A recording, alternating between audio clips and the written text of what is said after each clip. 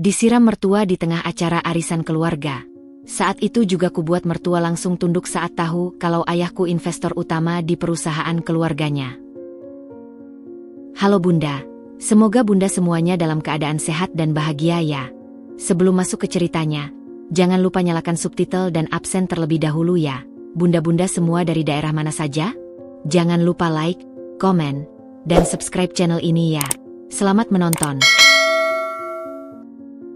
Aroma kopi robusta yang kental dan pekat menyergap hidung begitu aku melangkah masuk ke dalam ruang tamu rumah mertuaku yang megah. Itu adalah aroma yang familiar, sama seperti setiap pertemuan keluarga besar di sini, tetapi hari ini terasa lebih menusuk, seolah menyimbolkan pertempuran halus yang akan segera terjadi. Di sudut ruangan, kue bolu kukus pandan dan lapis legit tersusun rapi di atas meja kayu jati antik. Tetapi mataku justru tertuju pada sekelompok wanita yang sudah duduk melingkar bak ratu dan dayang-dayangnya. Di tengah-tengah mereka, duduk dengan sikap paling tegak dan penuh wibawa, adalah Ibu Hana, mertuaku. Suara gemerisik percakapan dan gelak tawa palsu mereka bersaut-sautan, menciptakan orkestra kemunafikan yang sudah sangat aku hafal. Aku mencoba menyelinap ke arah dapur untuk mengecek persiapan hidangan lainnya, tetapi langkahku terpaku ketika suara itu, suara yang selalu membuat otot leherku menegang, menyapa, atau lebih tepatnya, menyerang. Dinda, akhirnya datang juga. Ibu kira kamu sibuk sekali hingga lupa waktu arisan kita. Sapa Ibu Hana, suaranya merdu tetapi memikul beban sarkasme yang berat. Semua mata dalam lingkaran itu beralih kepadaku, mengukur dari ujung kepala hingga ujung kaki. Aku memaksakan senyum terbaikku. Maaf, Bu. Tadi ada sedikit macet di jalan.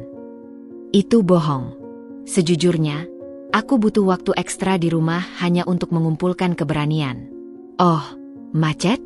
Memangnya naik apa? Taksi online lagi? Ilham kan sudah menyediakan sopir, masak tidak mau dipakai? Tanyanya, seolah tersinggung dengan pilihanku yang dianggapnya merendahkan strata keluarga. Seorang wanita di sebelah kirinya, Tante Ruri, terkekeh kecil. Saya sudah biasa nyetir sendiri, Bu. Lagian mobilnya Ilham lagi ada keperluan. Jawabku, berusaha tetap sopan sambil berjalan mendekati meja kopi. Tanganku sudah meraih teko ketika serangan berikutnya datang. Dinda, kopinya kok kurang manis, ya? Ilham kan suka manis. Masak sebagai istri tidak tahu selera suami, ujar Ibu Hana dengan nada pedas yang sengaja dikeraskan, memastikan setiap telinga di ruangan itu mendengar kelalaianku. Apa karena dulu tidak terbiasa minum kopi yang baik? Keluarga Bapak Surya kan lebih suka teh. Dada sesak.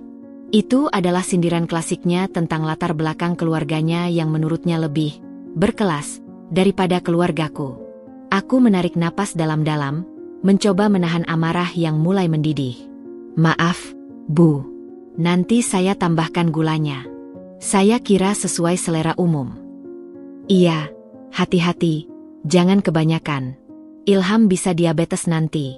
Kamu harus lebih perhatian, sindirnya lagi, seolah aku adalah ibu yang ceroboh, bukan seorang istri yang sedang mencoba melakukan segalanya dengan benar. Dia meminum kopinya sendiri dengan elegan, menyeruput sedikit sebelum membuat wajah masam.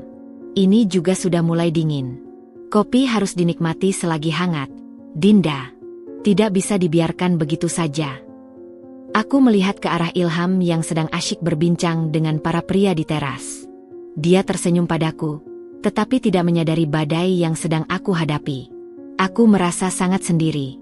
Tanganku gemetar sedikit saat menuangkan air panas ke dalam teko untuk membuatkan kopi baru. Sendirian, sementara canda tawa para dayang-dayang, Ibu Hana terus membelakangiku, mengiris-iris harga diriku perlahan-lahan. Aku tahu, ini baru awal. Aroma kopi yang semula menenangkan, kini terasa seperti racun yang perlahan meracuni suasana hatiku. Acara arisan pun dimulai dengan suasana yang tetap tegang bagiku. Aku memutuskan untuk fokus pada tugas, berpura-pura sibuk dengan urusan dapur untuk menghindari tatapan dan bisikan yang masih sesekali terlontar. Setiap kali aku melintas, aku bisa merasakan pandangan mereka mengikuti gerak-gerikku, seolah menunggu kesalahan berikutnya yang akan kulakukan.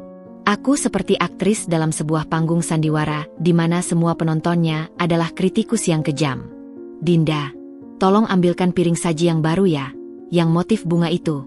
Yang ini sudah tidak cocok, pinta Ibu Hana tiba-tiba, menyetop langkahku yang sedang membawa gelas kotor. Iya, Bu, jawabku singkat, berbalik arah menuju lemari penyimpanan di dapur. Belum sampai aku menemukan piring yang dimaksud, suaranya kembali terdengar, lebih nyaring. Dinda, di mana air mineral kemasan untuk tamu? Kok belum dikeluarkan? Sebentar, Bu. Saya ambilkan dulu piringnya, balasku, berusaha menahan desahan. Prioritaskan yang penting dulu, sayang.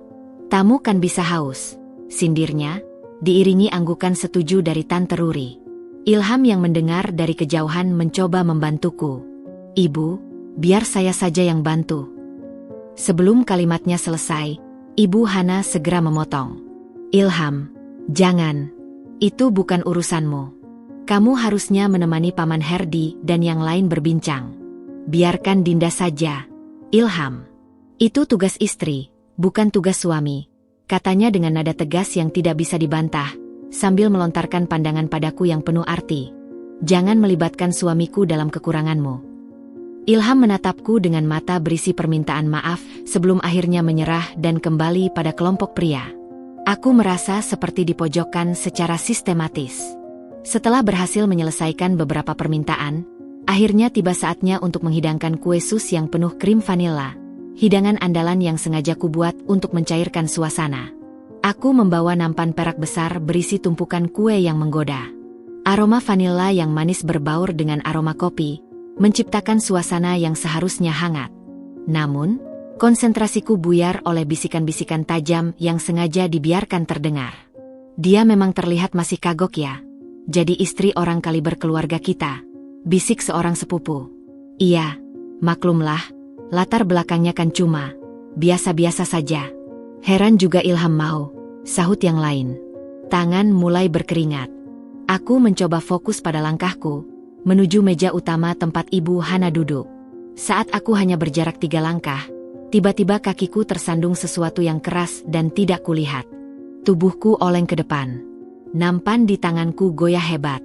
Aduh, seruku spontan. Dengan segala tenaga, aku berhasil menahan agar nampan tidak terjatuh sepenuhnya. Tapi, hukum gravitasi berlaku untuk beberapa kue sus di paling atas.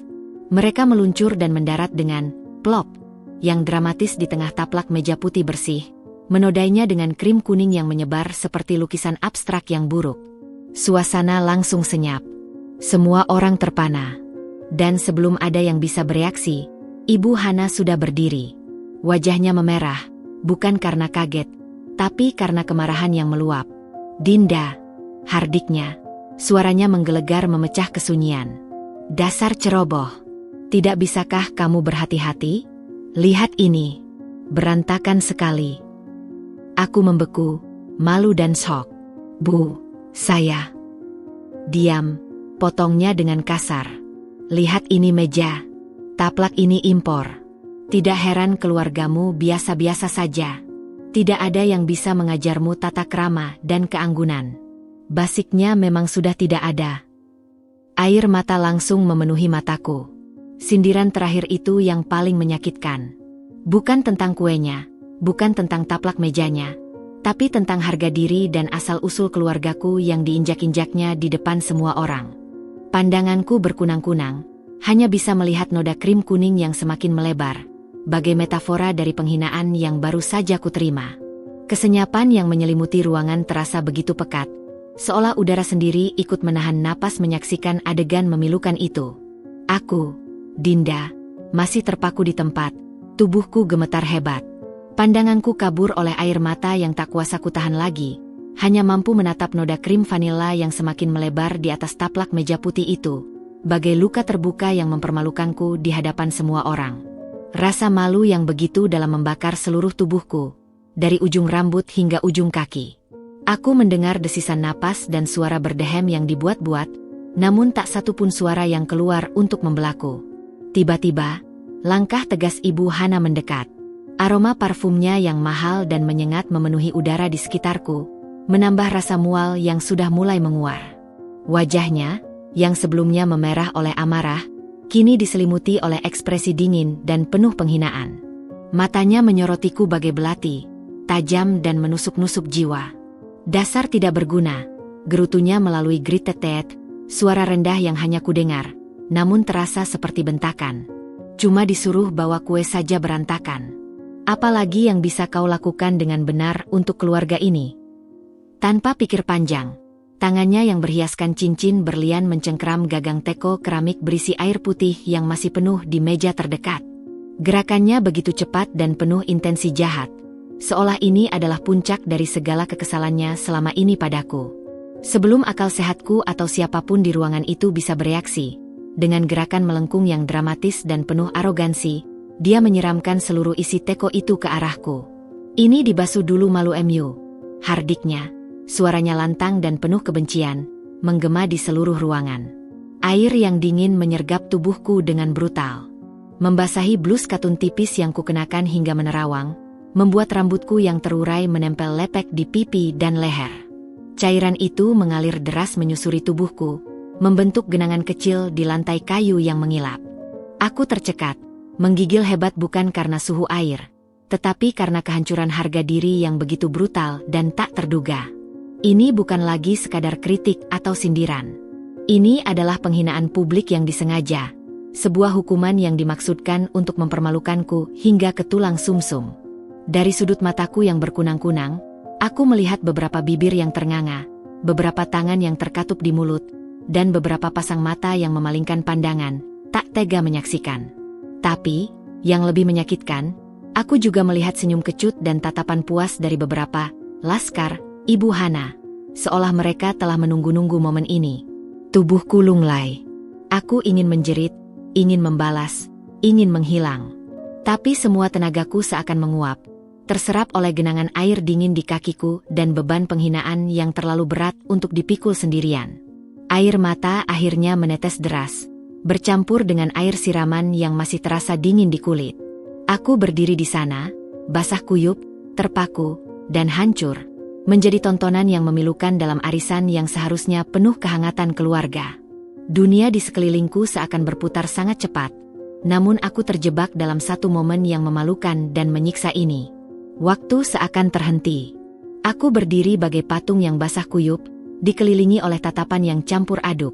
Ada yang kasihan, ada yang kaget, dan ada yang nyaris menghakimi. Dinginnya air yang meresap hingga ke kulit dan rasa malu yang membakar bergumul dalam diriku, menciptakan sensasi mengerikan yang membuatku ingin menghilang begitu saja. Telingaku mendenging, memekakan suara bisik-bisik dan desahan yang mulai bermunculan dari sekitar. Pandanganku kabur, hanya mampu menatap lantai kayu yang mengilap, di mana genangan air dan sisa-sisa krim dari bajuku mulai membentuk pulau kecil yang memalukan. Tiba-tiba, dari balik kerumunan, terdengar suara teriakan yang familiar, dipenuhi dengan kepanikan dan kemarahan yang meledak-ledak. "Ibu, apa yang ibu lakukan?" Itu adalah suara Ilham, suamiku. Dia menerobos kerumunan keluarga dengan langkah panjang dan tergesa-gesa, wajahnya pucat pasi dan matanya membelalak tidak percaya. Dia tidak peduli dengan air yang menggenang atau pandangan semua orang yang tertuju padanya. Tanpa ragu, dia langsung merangkulku erat, menutupi tubuhku yang basah dan menggigil dengan badannya yang hangat. Pelukannya begitu kuat, seolah ingin melindungiku dari semua keburukan dunia, dari semua penghinaan yang baru saja kuterima. "Apa yang terjadi di sini?" tanyanya pada semua orang, suaranya bergetar, campuran antara khawatir dan amarah yang tertahan. Matanya yang biasanya teduh kini menyala-nyala, memindai setiap wajah yang hadir, menantang siapapun untuk menjawab. Ibu Hana, yang tadinya berdiri dengan sikap menang dan penuh arogansi, sedikit goyah melihat reaksi putranya. Namun, dia cepat mengumpulkan kembali wajahnya yang keras. "Ilham, lihatlah sendiri kekacauan yang dibuat istrimu. Dia ceroboh, tidak hati-hati, dan mempermalukan kita semua di depan keluarga." Hardiknya, mencoba membalikkan keadaan. Ia menjatuhkan kue susnya hingga berantakan. Taplak meja impor ini rusak, selatan teruri, mendukung narasi Ibu Hana. Ilham tidak langsung menjawab. Dia memandangiku, menatap mataku yang masih basah oleh air mata. "Dinda, sayang, kau baik-baik saja? Kau tidak terluka?" bisiknya lembut, hanya untukku, mengabaikan ocehan mereka. Aku hanya bisa menggeleng lemah, mulutku terkunci oleh isak tangis yang tertahan. Rasanya semua kekuatan telah meninggalkan tubuhku. Melihat kondisiku, amarah Ilham akhirnya meluap. Dia menatap ibunya dengan pandangan yang belum pernah kulihat sebelumnya, penuh kekecewaan dan kemarahan. Ibu menyiramnya? Ibu menyiram Dinda dengan air di depan semua orang? Apakah ibu tidak berpikir betapa menghinanya itu? Ini bukan cara mendidik, Ibu. Ini pelecehan. Ilham, jaga ucapanmu. Ibu ini ibumu. Dia yang tidak becus mengurus rumah tangga kita. Dia yang... Tapi Ilham sudah tidak mendengarkan. Dia terus memelukku, membisikkan kata-kata menenangkan di telingaku. Sudah, sayang. Tenang. Aku di sini. Dalam pelukannya yang hangat dan aman, di tengah-tengah kekacauan dan rasa malu yang masih membara, pikiranku tiba-tiba melayang jauh. Melalui kabut air mata dan rasa sakit, sebuah memori muncul dengan jelas. Obrolan santai dengan ayahku, Pak Surya, di teras rumah orang tuaku seminggu yang lalu. Aku membawakannya teh, dan dia bercerara dengan bangga tentang sebuah pencapaian bisnisnya. Din, kamu tahu nggak? Ayah akhirnya setor modal besar ke sebuah perusahaan keluarga yang hampir kolaps tahun lalu. Namanya TC. Karya Makmur Sentosa. Kayaknya. Lumayanlah, sekarang ayah punya suara paling besar di sana. Buat jaga-jaga, katanya sambil tersenyum, seperti membicarakan hal remeh. TC. Karya Makmur Sentosa. Nama itu menggema di kepalaku sekarang, bagai petir di siang bolong. Itu adalah perusahaan keluarga besar Ilham. Perusahaan kebanggaan Ibu Hana. Dan ayahku adalah investor utamanya? Jantungku berdebar kencang, bukan lagi karena rasa malu, tetapi karena sebuah realisasi yang perlahan mulai menyiramkan kelegaan yang aneh ke dalam diriku. Pelukan Ilham masih terasa hangat dan kokoh di sekeliling tubuhku yang basah dan menggigil. Rasanya seperti satu-satunya dinding yang melindungiku dari badai penghinaan yang baru saja menerpaku. Air masih menetes dari ujung rambutku, membasahi bahunya, tapi dia sama sekali tidak peduli. Dia hanya terus membisikkan, "Aku di sini, sayang. Tenang." Suaranya rendah dan bergetar, lebih karena kemarahan yang dia tahan daripada dinginnya air. Ibu Hana, melihat putranya lebih memilih membelaku daripada membela nama baik keluarga yang selalu dia gembar-gemborkan, wajahnya semakin merah padam. Amarahnya yang tertahan meledak lagi, kini ditujukan pada Ilham juga. "Ilham, lepaskan dia. Lihat kau, membela orang yang jelas-jelas ceroboh dan memalukan. Dia mempermalukan kita semua. Dan kau malah memeluknya seperti pahlawan." Hardiknya, suaranya nyaris melengking. Dia harus belajar. Harus tahu tempatnya. Keluarganya saja tidak mengajarkan disiplin. Jadi kewajiban kitalah untuk... Sesuatu dalam diriku, yang tadinya beku oleh rasa malu dan shock, tiba-tiba mencair. Sebuah kehangatan baru, bukan dari pelukan Ilham, tapi dari sebuah kekuatan yang baru saja kusadari ada dalam genggamanku, mengaliri seluruh tubuhku. Air mataku mengering. Tubuhku yang menggigil berhenti. Aku menarik napas dalam-dalam, aroma parfum mahal Ibu Hana dan aroma kopi bercampur menjadi satu, tapi kini tidak lagi memualkan. Aku melepaskan pelukan Ilham perlahan, memberinya pandangan singkat yang mengatakan, "Aku baik-baik saja." Ilham memandangku bingung, tapi perlahan melepaskan pelukannya, tetap berdiri sangat dekat, siap menangkapku jika aku jatuh. Aku melangkah satu langkah maju, meninggalkan genangan air di belakangku. Bajuku masih basah dan menerawang, rambutku masih lepek, tapi sikapku sudah berubah total. Aku menatap Ibu Hana langsung, mataku tidak lagi berkaca-kaca, tetapi jernih dan penuh keyakinan. Suara yang keluar dari mulutku tenang, datar, namun memiliki bobot yang memaksa seluruh ruangan yang sudah senyap itu untuk mendengar. "Ibu," kataku, memotong omelannya yang belum selesai. Suaraku tidak lebih dari bisikan, tapi itu cukup untuk membuatnya terhenti. Bicara tentang pantas dan tidak pantas. Bicara tentang memalukan. Bicara tentang keluarga yang tidak mengajarkan disiplin. Aku berhenti sejenak, memindahkan pandanganku ke sekeliling ruangan, melihat setiap wajah yang penuh dengan keingintahuan dan ketegangan. Aku melihat Tante Ruri yang sudah membuka mulutnya untuk membela Ibu Hana, tapi kemudian menutupnya lagi. Sebelum ibu menyiram air penghinaan ini kepada saya, lanjutku, suaraku kini lebih jelas, lebih tegas. Mungkin ibu harus menyadari sesuatu. Mungkin ibu harus tahu siapa sebenarnya yang selama ini menopang kelas dan gengsi yang ibu bangga-banggakan itu. Ibu Hana mengerutkan kening. Wajahnya masih dipenuhi amarah tapi sekarang tercampur dengan kebingungan. Apa maksudmu? Jangan berbelit-belit. Apa ibu ingat krisis yang hampir menghancurkan PT Karya Makmur Sentosa tahun lalu? Saat nilai saham anjlok, supplier mengancam putus kontrak, dan hampir semua bank menolak memberikan pinjaman. Tanyaku, seolah sedang memberikan kuis. Ruang tamu semakin sunyi. Beberapa paman saling pandang. Ibu Hana terlihat tidak nyaman. Itu adalah masa kelam yang coba mereka kubur dalam-dalam. Tentu saja kami ingat. Itu ujian, dan kami berhasil melewatinya dengan kerja keras. Jawabnya defensif. Kerja keras, ucapku, dan untuk pertama kalinya, sebuah senyum tipis yang syarat makna muncul di bibirku. Benarkah? Atau, ada investor misterius dari Singapura yang menyuntikkan dana segar puluhan miliar rupiah untuk menyelamatkan perusahaan dari kebangkrutan? Investor yang mengambil alih sebagian besar saham dan memiliki hak veto terbesar dalam keputusan strategis perusahaan. Ibu Hana membeku. Wajahnya yang merah mulai memudar menjadi pucat. Bibirnya bergetar. Bagaimana kau tahu itu? Itu urusan internal perusahaan. Itu ayah saya, potongku, suaraku bersih dan memotong seperti pisau.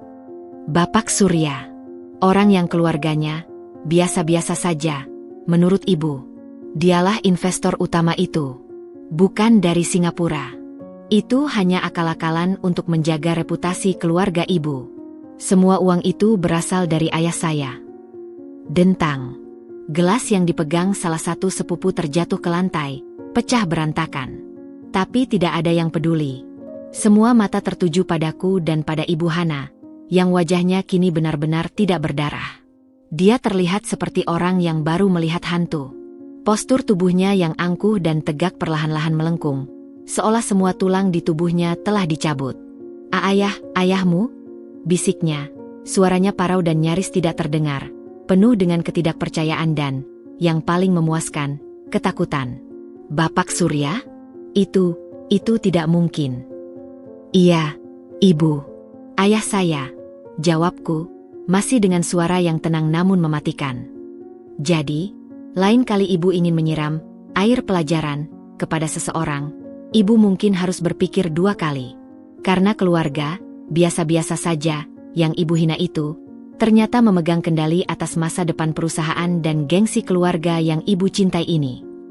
Aku tidak menambah nada kemenangan atau sindiran. Aku membiarkan fakta itu menggantung di udara, berat dan menusuk, seperti tamparan yang tidak terlihat namun terasa sangat nyata bagi Ibu Hana dan semua yang mendengar. Ruangan itu tetap sunyi, hanya diisi oleh desahan napas dan mungkin, dari sudut tertentu, suara runtuhnya tembok kesombongan seseorang. Keesokan harinya, matahari bersinar terang menyinari rumah kami yang sederhana, namun kontras dengan kegelapan yang masih sedikit tersisa di sudut-sudut hatiku. Bekas air siraman sudah kering, tapi bekas penghinaan itu masih terasa perih. Ilham sudah pergi ke kantor, meninggalkanku dengan secangkir teh hangat dan kekhawatiran di matanya. Aku mencoba melanjutkan rutinitas, membereskan rumah, tapi pikiranku masih berputar-putar di ruang tamu rumah mertua. Tiba-tiba, bel pintu berbunyi. Aku mengira itu kurir atau tetangga. Saat kubuka pintu, yang kulihat adalah sosok yang sama sekali tidak kuduga, Ibu Hana. Dia berdiri di teras dengan postur yang tidak seperti biasanya. Bahunya tidak lagi tegak, tapi agak membungkuk. Di tangannya, dia membawa beberapa kantung belanja elegan dari butik terkenal dan sebuah kotak kue yang pasti harganya selangit. Dinda, sayang, sapanya. Suaranya lembut dan bergetar, sangat berbeda dengan hardikan kerasnya kemarin. Senyumnya lebar, tapi terpaksa dan tidak sampai ke matanya yang justru terlihat gelisah. Boleh Ibu masuk? Aku terdiam sejenak, masih syok. Akhirnya, kuambil langkah mundur. Silakan, Bu. Dia masuk dan langsung menaruh semua barang bawaan itu di meja makan. Ibu minta maaf ya untuk kemarin, ujarnya, tangannya meremas-remas tasnya yang mahal. Ibu sedang stres saja. Pusing urusan perusahaan. Ivan lagi banyak masalah. Ibu salah meluapkan emosi. Ibu bukan bermaksud. Dia terhenti, seolah mencari kata-kata yang tepat. Jangan dipendam, ya? Ibu harap kita bisa melupakannya. Aku hanya mengamatinya, tidak langsung menjawab. Aku tahu permintaan maaf ini bukan datang dari hati yang tulus. Ini datang dari ketakutan. Ketakutan akan kekuatan finansial ayahku yang tiba-tiba dia sadari menguasai hidupnya. Tidak apa-apa, Bu. Sudah berlalu, jawabku akhirnya. Datar. Aku tidak ingin memaafkannya dengan mudah, tapi juga tidak ingin berdebat.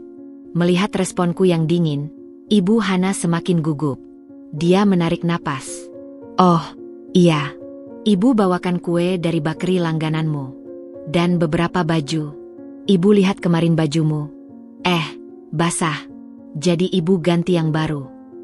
Dia membuka kantung-kantung itu dengan cepat, menunjukkan blus dan scarf bermerek. Ini pasti cocok untukmu. Terima kasih, Bu. Tapi tidak perlu repot-repot, kataku, tetap menjaga jarak.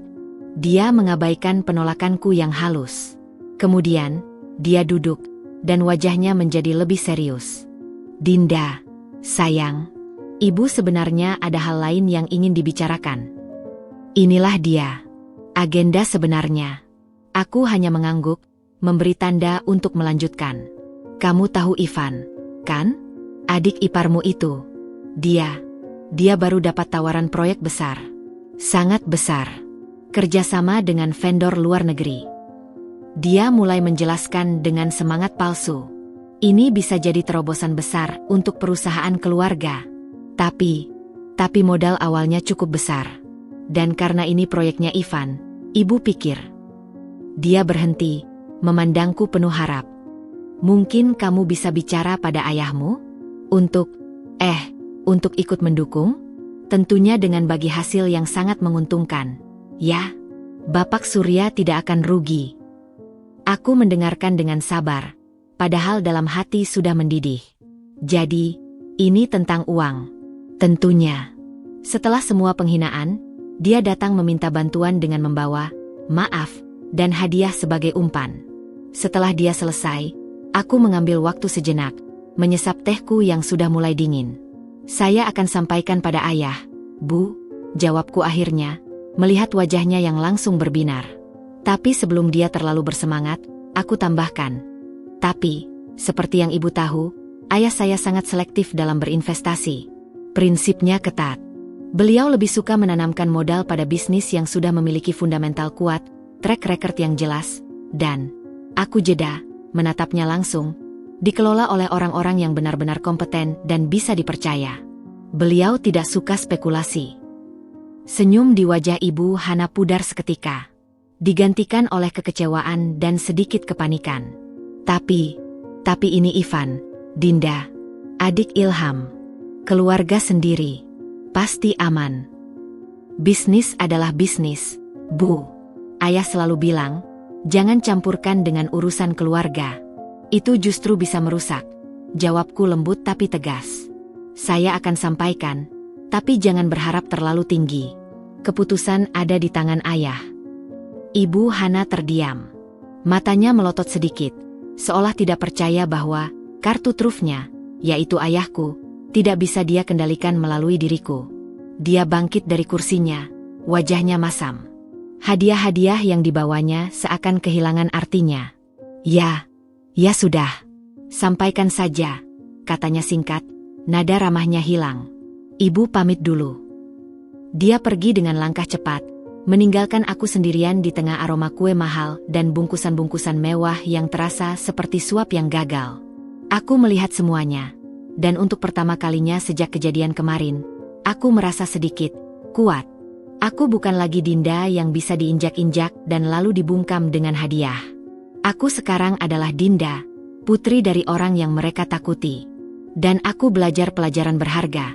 Dalam keluarga ini, kadang kekuatan adalah satu-satunya bahasa yang mereka pahami. Beberapa hari setelah kunjungan Ibu Hana yang berakhir dengan kekecewaan, suasana di keluarga besar masih terasa seperti walking on eggshells. Teleponku berdering sesekali dari berbagai nomor yang biasanya tidak aktif. Sepupu, bibi, bahkan paman, yang tiba-tiba ingin sekadar menyapa atau mengajak makan siang. Aku tahu ini semua adalah efek dari gempa yang kusebabkan. Aku menjawab dengan sopan namun menjaga jarak. Puncaknya adalah ketika Ilham pulang kantor dengan wajah sedikit tegang. Ada rapat dewan komisaris dadakan besok pagi, ujarnya sambil melepas jas. Ayahmu akan join via video conference. Jantungku berdebar. Apa yang terjadi? Tidak tahu pasti. Tapi kabarnya ada beberapa laporan keuangan kuartal terakhir yang perlu diklarifikasi, jawab Ilham, mencoba terdengar netral tapi matanya mengatakan sesuatu yang lebih serius. Ibu menelepon tadi, terdengar sangat gugup. Keesokan paginya, aku dan Ilham memutuskan untuk ikut menonton rapat dari rumah. Aku merasa punya hak moral untuk itu. Melalui laptop Ilham, kami menyaksikan para paman dan Ibu Hana, yang wajahnya terlihat pucat dan tegang, duduk di ruang rapat yang megah. Ayahku, Pak Surya, muncul di layar dengan latar belakang perpustakaannya yang rapi. Dia tersenyum ramah, tapi matanya tajam dan berwibawa. Selamat pagi, semua. Terima kasih atas waktunya, sapa ayahku dengan suara yang tenang namun penuh otoritas. Saya akan langsung ke intinya. Saya telah mereview laporan keuangan kuartal terakhir, dan ada beberapa item yang menarik perhatian saya. Dia menjeda, membiarkan ketegangan menguar di ruang rapat. Ibu Hana terlihat menelan ludah. Pertama, mengenai pengadaan kendaraan operasional baru seharga hampir 3 miliar rupiah, lanjut ayahku, sambil melihat ke sebuah dokumen di tangannya. Sebuah Toyota Alphard. Bisa tolong dijelaskan kebutuhan operasional spesifik seperti apa yang memerlukan kendaraan dengan spesifikasi dan harga segitu? Dan mengapa pembeliannya melalui mekanisme yang terlihat terburu-buru? Suasana di ruang rapat membeku. Seorang Paman Herdi, terlihat gelagapan. Itu untuk keperluan menjemput klien penting, Pak Surya, agar memberikan image yang baik. Image yang baik? Ulang ayahku, masih dengan senyum tipis. Klien kita adalah perusahaan pertambangan. Biasanya mereka lebih suka diajak meeting di site atau kantor dengan presentasi data yang solid, bukan dengan kemewahan mobil. Apakah ada studi kelayakan atau proposal yang mendukung bahwa pembelian mobil ini akan meningkatkan revenue? Atau ini hanya untuk gaya hidup beberapa orang? Kata gaya hidup diucapkan dengan penekanan yang membuat Ivan, yang duduk di samping Ibu Hana, langsung menunduk. Ibu Hana mencoba menyela. Pak Surya, ini. Saya berbicara dengan direktur keuangan saat ini, Ibu Hana. Potong ayahku dengan halus namun tegas, tanpa meninggikan suara. Bisa kita lanjutkan? Paman Herdi semakin berkeringat. Kami akan siapkan laporan detailnya, Pak. Bagus. Saya tunggu minggu depan, sahut ayahku. Kedua, mengenai biaya entertainment dan perjalanan dinas yang membengkak hampir 200% dibanding kuartal sebelumnya. Ada acara apa? Saya tidak melihat peningkatan signifikan dalam penjualan yang berkorelasi dengan biaya ini. Dia melanjutkan, membeberkan pound-pound lain dengan rinci dan data yang akurat. Setiap pertanyaannya tajam, mengena, dan menunjukkan bahwa dia benar-benar memahami seluk-beluk perusahaan, bukan sekadar investor yang hanya melihat untung rugi. Saya tidak bermaksud mencampuri operasional sehari-hari, ujarnya di akhir, suaranya kini lebih berat. Tapi sebagai pemegang saham utama, saya punya tanggung jawab untuk memastikan setiap rupiah yang diinvestasikan digunakan dengan bijak untuk pertumbuhan perusahaan yang berkelanjutan. Dia jeda, matanya menyapu setiap wajah di ruangan itu melalui kamera. Investasi saya adalah untuk membangun PT Karya Makmur Sentosa menjadi perusahaan yang solid dan dihormati, bukan untuk membiayai gaya hidup mewah beberapa orang atau menutupi inefisiensi. Kata-katanya menggantung di udara, tajam dan jelas. Itu adalah peringatan halus yang sangat keras maknanya. Saya harap kita semua bisa profesional di sini. Mari fokus pada bisnis, bukan pada hal-hal lain yang tidak produktif, tutupnya sebelum mengakhiri panggilan. Layar menjadi gelap. Aku dan Ilham terdiam. Kami bisa membayangkan kekacauan dan rasa malu yang pasti terjadi di ruang rapat itu. Ayahku tidak menyebut namaku sekalipun, tidak menyebut kejadian arisan. Tapi setiap kata yang diucapkannya terasa seperti pembalasan yang sempurna atas penghinaan yang kuterima. Dia tidak menyerang secara personal, tetapi menyerang melalui hal yang paling mereka pedulikan, uang dan gengsi. Dan dia melakukannya dengan elegan, tanpa emosi, dengan data di tangan. Aku menarik napas dalam-dalam. Untuk pertama kalinya, aku merasa benar-benar dilindungi. Bukan hanya oleh Ilham, tapi juga oleh ayahku dari jauh. Rasanya adil. Gempa susulan dari rapat Dewan Komisaris terus bergetar di seluruh jaringan keluarga besar. Jika sebelumnya getarannya halus, kini terasa seperti aftershock yang mengubah seluruh lanskap kekuasaan. Aku, yang dulu adalah orang yang nyaris tak terlihat atau hanya menjadi bahan gunjingan, tiba-tiba menjadi pusat perhatian yang berbeda sama sekali. Teleponku, yang biasanya sepi dari panggilan keluarga, kini berdering hampir setiap jam. Awalnya dari nomor-nomor yang tidak dikenal, lalu dari para sepupu dan bibi yang jarang sekali menghubungiku. Dinda, sayang, sudah lama sekali kita tidak mengobrol. Bagaimana kabarmu? Kemarin ibu dengar ada kejadian tidak menyenangkan di arisan. Ibu turut prihatin. Ya. Suara Bibi Lina, adik dari Ibu Hana, terdengar manis dan penuh simpati di telepon. Padahal, di arisan kemarin, aku melihatnya ikut mencibir. Alhamdulillah baik, Bibi. Terima kasih, jawabku singkat, berusaha tidak terbawa suasana. Iya, ya. Ibu Hana itu kadang-kadang memang terlalu bersemangat. Kita kan keluarga, harusnya saling mendukung. Oh iya, kebetulan anaknya Tommy, sepupumu itu, baru lulus S2 dan sedang cari kerja. Mungkin kamu bisa menyampaikan pada Bapak Surya? Tentunya kalau ada lowongan di perusahaannya yang lain. Itu hanya satu dari banyak panggilan. Polanya sama, menyatakan simpati atas kejadian arisan, yang seolah-olah baru mereka ketahui dan prihatini, mengkritik halus sikap Ibu Hana, dan diakhiri dengan permintaan atau harapan agar aku menjadi jembatan mereka kepada ayahku. Tidak hanya melalui telepon. Beberapa dari mereka bahkan berani berkunjung ke rumahku yang sederhana, sesuatu yang jarang terjadi sebelumnya. Mereka membawa oleh-oleh kecil, memujiku atas keterampilan mengurus rumah, dan duduk berlama-lama untuk sekadar ngobrol. Rumahmu sederhana, tapi sangat cozy, Dinda. Berbeda dengan rumah besar Ibu Hana yang terasa dingin, ujar seorang sepupu suatu sore, sambil menyeruput teh yang kusajikan. Iya, Ibu Hana memang suka memaksakan kehendak. Kami saja sering merasa tidak nyaman, tambah yang lain, seolah-olah mereka adalah korban bersama. Aku hanya mendengarkan, tersenyum tipis, dan sesekangi mengangguk. Aku tahu ini semua tidak tulus. Ini adalah oportunisme murni. Mereka melihat pergeseran kekuasaan dan segera ingin berpindah kapal. Mereka bukan membelaku. Mereka membela kepentingan mereka sendiri yang kini melihat ayahku, dan oleh extension, aku, sebagai pusat kekuatan baru. Yang menarik, dalam semua obrolan ini, nama Ivan dan Ibu Hana mulai disebut dengan nada yang berbeda. Keluhan-keluhan yang selama ini mungkin disimpan mulai bermunculan. Ivan itu memang boros, Dinda. Ibu Hana selalu memanjakannya. Perusahaan jadi sering dipakai untuk kepentingannya, keluh seorang paman jauh. Proyek-proyeknya juga sering gagal, tapi selalu ditutup-tutupi. Kasihan yang lain harus kerja keras, sambung yang lain. Mereka seolah memberikanku laporan rahasia, menunjukkan loyalitas mereka padaku dengan menjatuhkan orang yang dulu mereka puji. Aku menyadari sesuatu yang pahit. Keluarga besar ini adalah ekosistem yang beracun. Loyalitasnya sangat kondisional, berdasarkan pada siapa yang memiliki uang dan kekuasaan. Dulu, Ibu Hana adalah ratunya.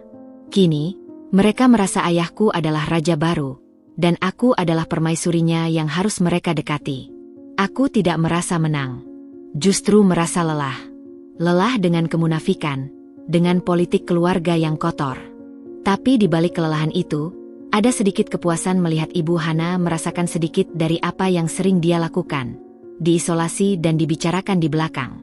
Suatu ketika, Tante Ruri, tangan kanan Ibu Hana, datang sendirian. Wajahnya tampak lebih tua dari usianya. "Dinda," bisiknya, setelah memastikan tidak ada orang lain. Aku minta maaf untuk kemarin. Untuk semuanya. Aku hanya ikut-ikutan."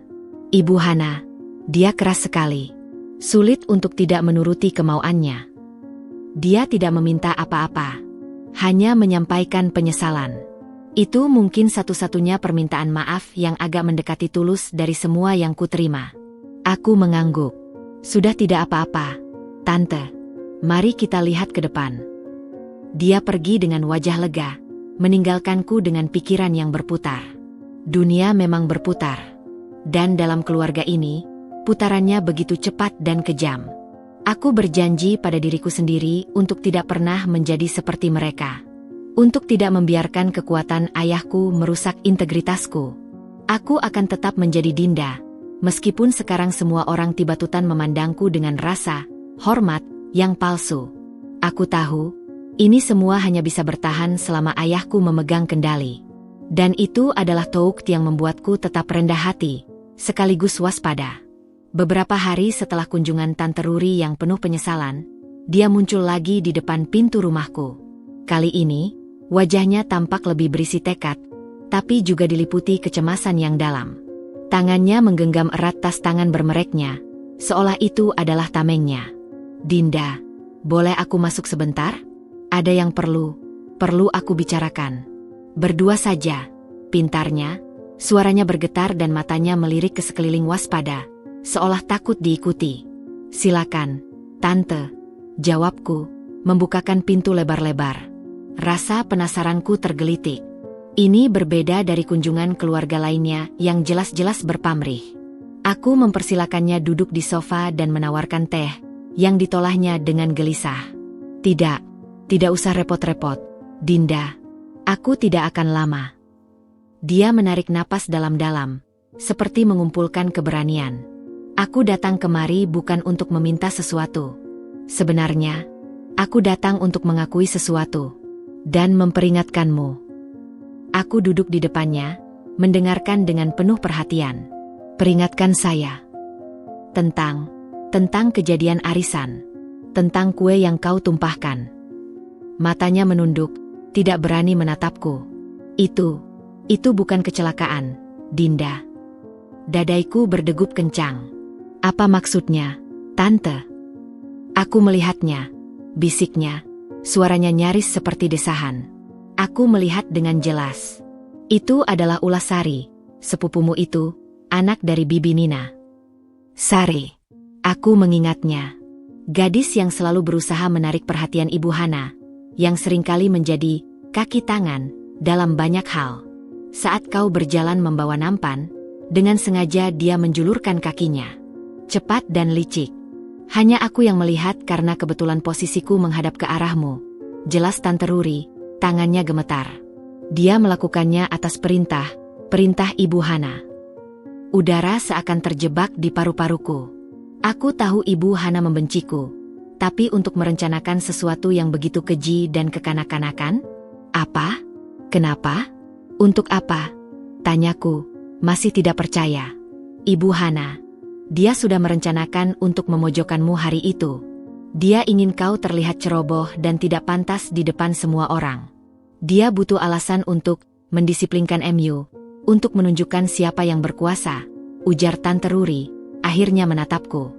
Matanya penuh dengan penyesalan dan rasa bersalah. Dia bisik padaku sebelum acara, "Hari ini kita harus beri pelajaran pada Dinda." Aku tidak menyangka akan sejauh itu. Aku pikir hanya dengan sindiran seperti biasa. Saat dia menyirammu, aku shock, tapi aku terlalu takut untuk membelamu. Aku terdiam, mencerna semua informasi ini. Rasa marah, sakit, dan juga sedih bergolak dalam diriku. Selama ini aku mengira itu hanya ketidaksengajaan yang dipermalukan. Ternyata itu adalah jebakan yang dirancang dengan sengaja. "Kenapa Tante memberitahu saya ini sekarang?" tanyaku, mencoba menjaga suaraku tetap stabil.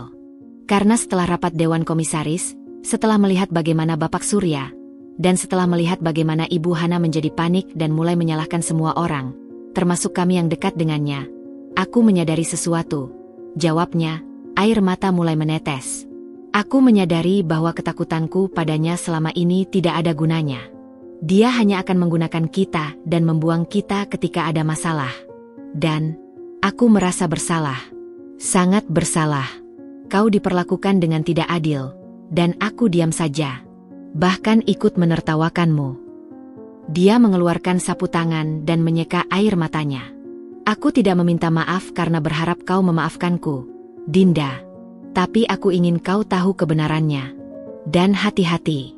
Ibu Hana tidak akan berhenti. Dan Sari, dia masih dekat dengan Ibu Hana. Mungkin masih akan diperintah untuk hal-hal lain.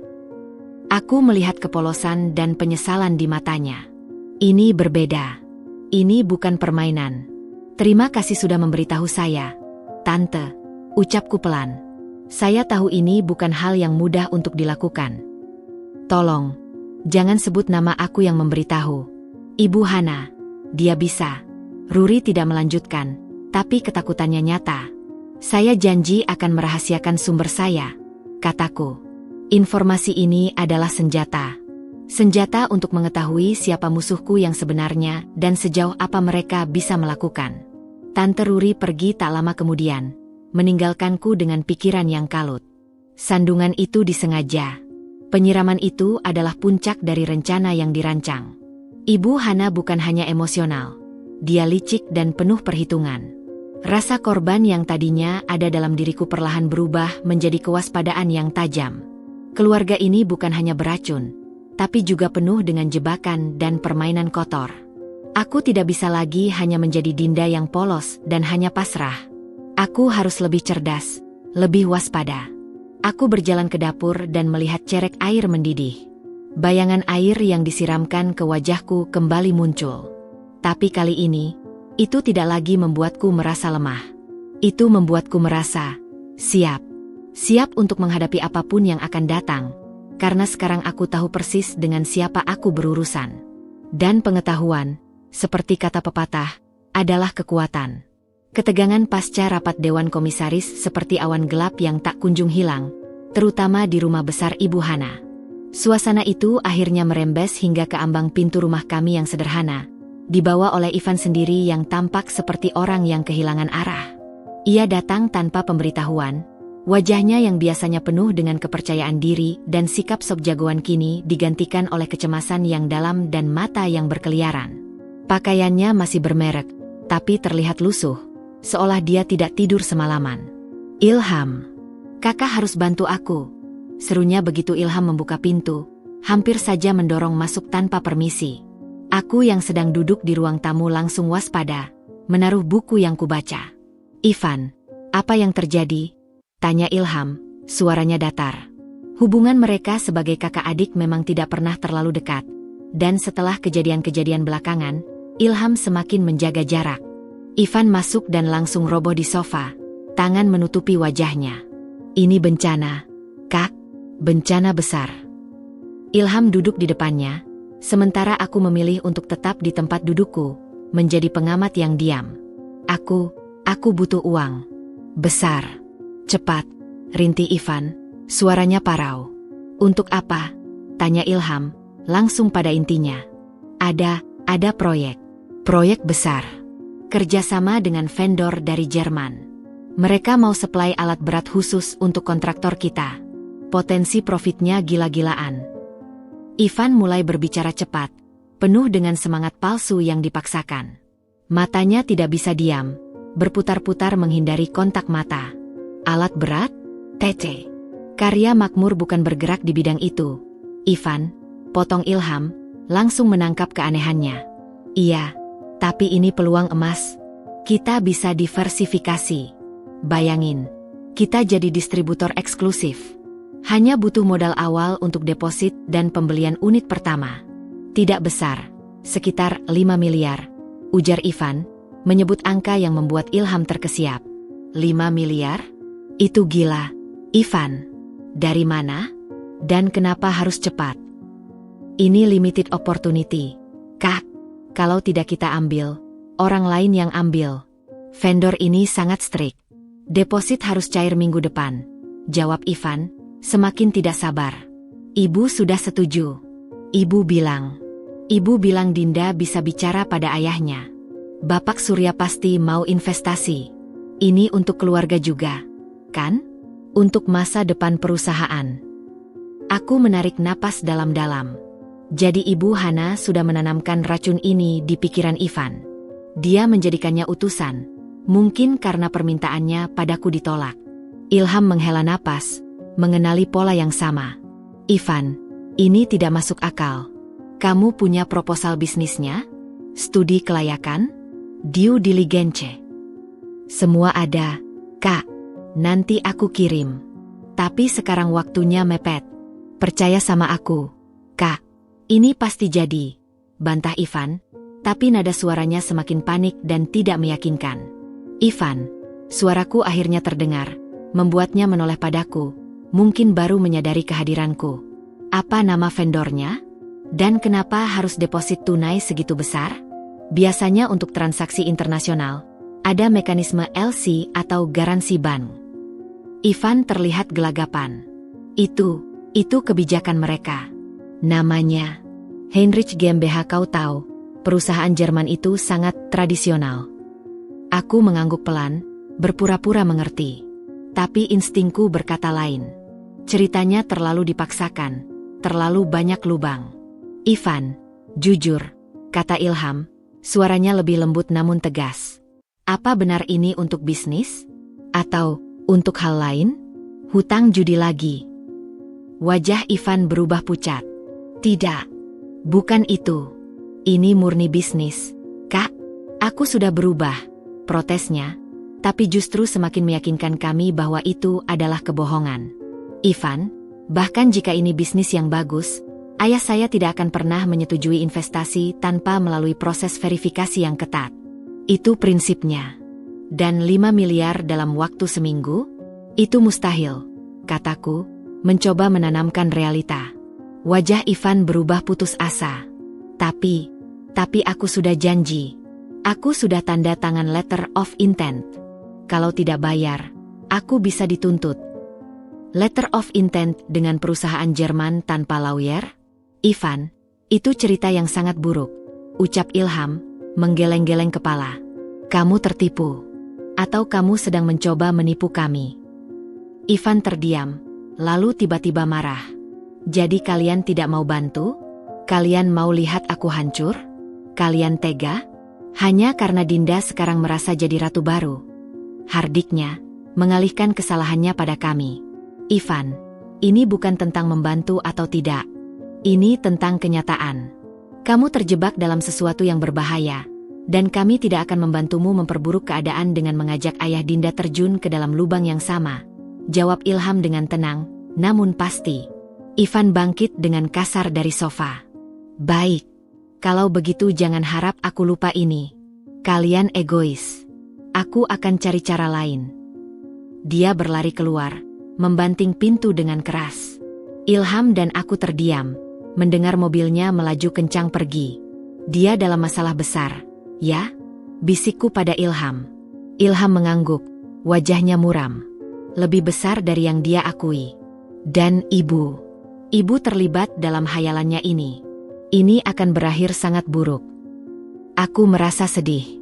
Sedih melihat Ivan yang terjerumus, sedih melihat Ibu Hana yang begitu putus asa hingga mendukung rencana bodoh anaknya, dan sedih karena kami harus berhadapan dengan pilihan sulit, membantu dan membahayakan ayahku, atau tidak membantu dan melihat mereka jatuh. Tapi satu hal yang pasti, kami tidak akan menyeret ayahku ke dalam lubang yang dibuat oleh keserakahan dan kebodohan mereka. Itu adalah batasan yang tidak akan kami langgar. Kegelisahan Ivan yang semakin menjadi-jadi pasca penolakan kami adalah pertanda buruk yang tidak bisa diabaikan. Ilham, meski kecewa dengan tindakan adiknya, tetap merasa memiliki tanggung jawab sebagai kakak. Diam-diam, dengan beban berat di pundak, dia mulai menyelidiki kondisi keuangan Ivan dan proyek Heinrich GmbH yang misterius itu. Suatu malam, Ilham locked himself in his home office, berkutat dengan laptop dan setumpuk dokumen yang dipinjamnya dari seorang kenalan di bank. Aku membawakannya secangkir teh chamomile, menemukannya dengan kening berkerut dan mata yang lelah. "Ada kemajuan?" tanyaku pelan, meletakkan cangkir di mejanya. Ilham menghela napas panjang, mengusap wajahnya. "Ini lebih buruk dari yang kuduga, Dinda." Suaranya serak. "Aku tidak bisa mengakses detail proyek Jerman itu. Itu sepertinya memang fiktif, atau setidaknya sangat tidak jelas. Tapi yang kutemukan..." Dia menjeda, memutar laptopnya ke arahku. Aku melihat pola penarikan dana dari perusahaan yang tidak wajar. Besar-besar dan dalam periode yang berdekatan. Semuanya atas nama Ivan. Jantungku berdebar kencang. Penarikan untuk apa? Itu yang sulit dilacak. Dokumen pendukungnya lemah. Beberapa dicatat sebagai uang muka proyek, tapi tidak ada detail proyeknya. Yang lain sebagai pembayaran supplier, tapi nama suppliernya tidak jelas dan tidak ada info yang valid. Jelas Ilham menunjuk ke beberapa baris dalam spreadsheet yang penuh dengan angka merah.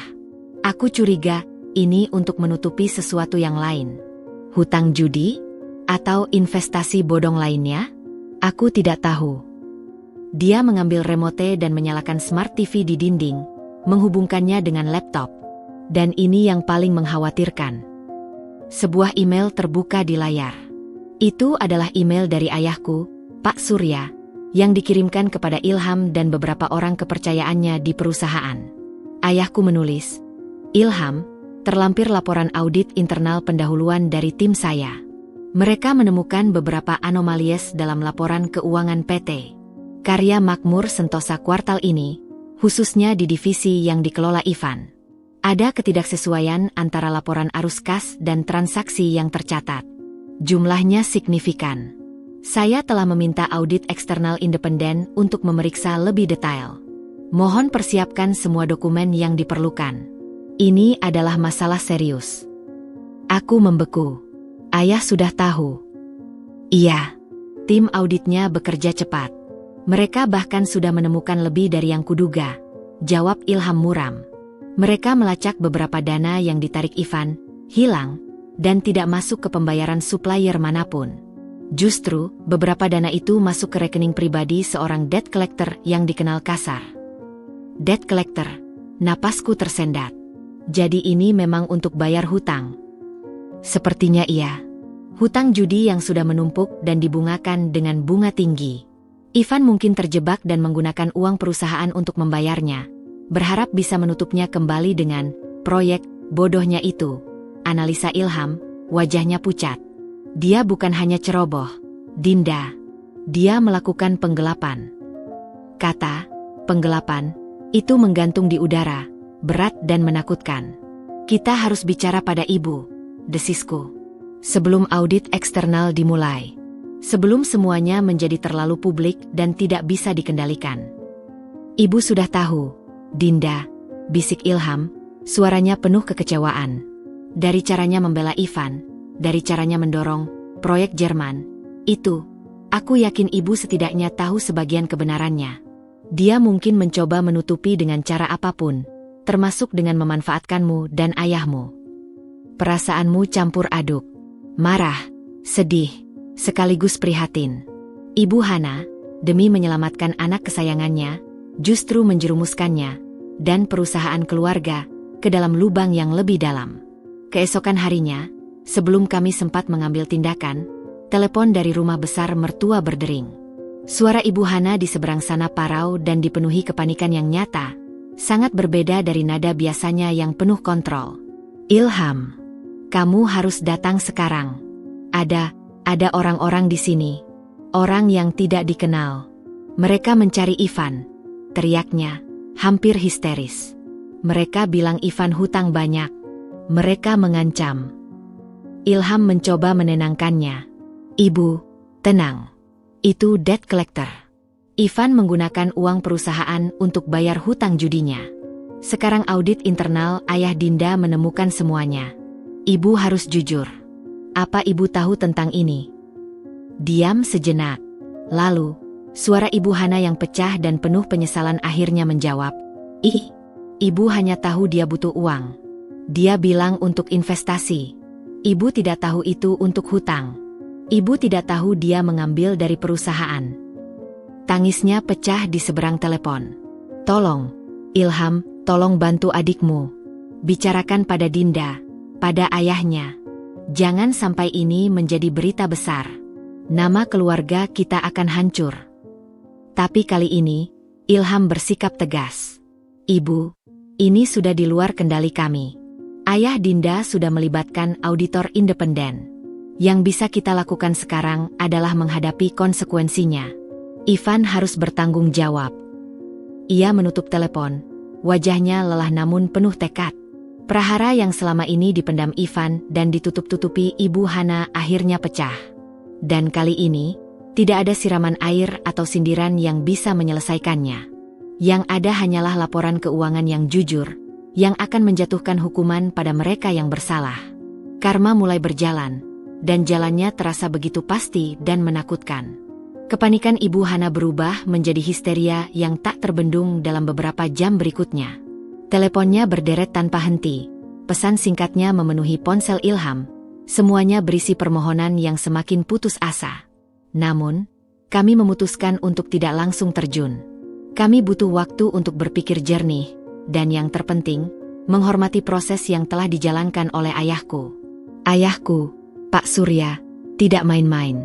Tim audit independen yang dia datangkan, orang-orang dengan reputasi tak tercela dan independensi yang ketat, telah berkemah di kantor PT Karya Makmur Sentosa. Mereka memeriksa setiap invoice, setiap transfer, setiap tanda terima yang berhubungan dengan divisi Ivan. Perlahan-lahan, tapi pasti, tirai kebohongan tersibak. 2 hari setelah telepon panik Ibu Hana, sebuah rapat darurat Dewan Komisaris dan pemegang saham utama diadakan. Kali ini, ayahku hadir secara virtual dengan wajah yang lebih dingin dan berwibawa dari sebelumnya. Aku dan Ilham sekali lagi menyaksikan dari rumah, jantung berdebar-debar menanti keputusan. Ruang rapat di seberang layar tampak muram. Wajah-wajah para paman tampak kaku, sementara Ibu Hana duduk di kursinya dengan postur lunglai, matanya merah dan bengkak. Ivan, yang duduk di sampingnya, terlihat pucat dan terus-menerus mengelap keringat di dahinya dengan sapu tangan. Ayahku membuka rapat tanpa basa-basi. Berdasarkan laporan audit independen yang telah kami terima dan verifikasi, kami menemukan bukti-bukti yang tidak dapat disangkal bahwa telah terjadi penyimpangan keuangan yang signifikan dan sistematis di divisi yang dikelola oleh Bapak Ivan Wijaya. Suaranya datar, profesional, namun setiap kata bagai pukulan palu godam. Ivan menunduk lebih dalam, bahunya gemetar. Terdapat setidaknya 13 transaksi dalam 6 bulan terakhir dengan total lebih dari 9 miliar rupiah yang tidak dapat dipertanggungjawabkan. Dana tersebut ditarik dengan alasan operasional yang fiktif atau dibayarkan kepada entitas yang tidak jelas keberadaannya, dan pada akhirnya dilacak mengalir untuk kepentingan pribadi, khususnya untuk menutupi hutang-hutang pribadi yang tidak ada hubungannya dengan perusahaan. Papar ayahku, sambil menampilkan slide berisi grafik dan dokumen pendukung di layar. Ibu Hana menjerit kecil. Tapi itu pasti kesalahan sistem. Atau orang bawahannya. Ivan tidak mungkin. Bu Hana, sela ayahku dengan tegas, memotongnya. Setiap transaksi ini disetujui dan ditandatangani oleh Bapak Ivan. Ada cap direksinya. Tidak ada ruang untuk keraguan. Dia kemudian melanjutkan, atas dasar itu, dan dengan mengacu pada perjanjian kepemilikan saham serta wewenang saya sebagai investor utama, saya mengajukan mosi untuk mencabut Bapak Ivan Wijaya dari posisi Direktur Pemasaran, efektif segera. Ruang rapat senyap.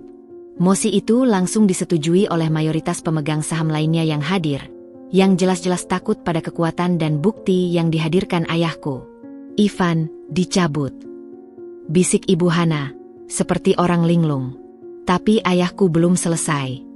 Selain itu, lanjutnya, suaranya semakin berat, Bapak Ivan wajib mengembalikan seluruh dana perusahaan yang telah digunakan secara tidak sah ke dalam kas perusahaan dalam waktu 30 hari ke depan. Ivan langsung membangun. 30 hari? Itu tidak mungkin. Saya tidak punya uang sebanyak itu. Protesnya, panik. Itu bukan masalah perusahaan, Bapak Ivan. Itu masalah pribadi Anda. Jawab ayahku tanpa ampun. Jika dalam waktu yang ditentukan dana tidak dikembalikan, Perusahaan akan mengambil langkah hukum dengan melaporkan hal ini kepada pihak berwajani atas tuduhan penggelapan dan pemalsuan dokumen. Kami memiliki semua bukti yang diperlukan. Ancaman itu nyata. Wajah Ivan benar-benar tidak berdarah. Dia terlihat seperti akan pingsan. Ibu Hana menjerit histeris. Tidak. Jangan laporkan dia. Dia anakku. Dia hanya membuat kesalahan. Kami akan kembalikan uangnya. Tolong, Pak Surya, kasihanilah kami. Dia berteriak ke arah kamera, air mata bercucuran, merobek semua sisa gengsinya. Tapi ayahku tetap tak tergoyahkan. Ini bukan urusan kasihan atau tidak, Bu Hana. Ini urusan hukum dan kepercayaan. Perusahaan bukan tempat bermain. Uang investor bukan untuk dibuang begitu saja, katanya dengan final. Keputusan sudah dibuat. Rapat selesai. Layar menjadi gelap. Aku dan Ilham terdiam, memproses semua yang baru saja terjadi. Rasanya seperti menyaksikan sebuah drama yang mengerikan. Telepon berdering seketika. Itu Ibu Hana. Suaranya nyaris tidak bisa dikenali, penuh dengan isakan dan keputusasaan. Ilham.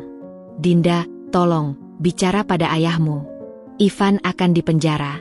Keluarga kita hancur. Ilham menarik napas dalam-dalam.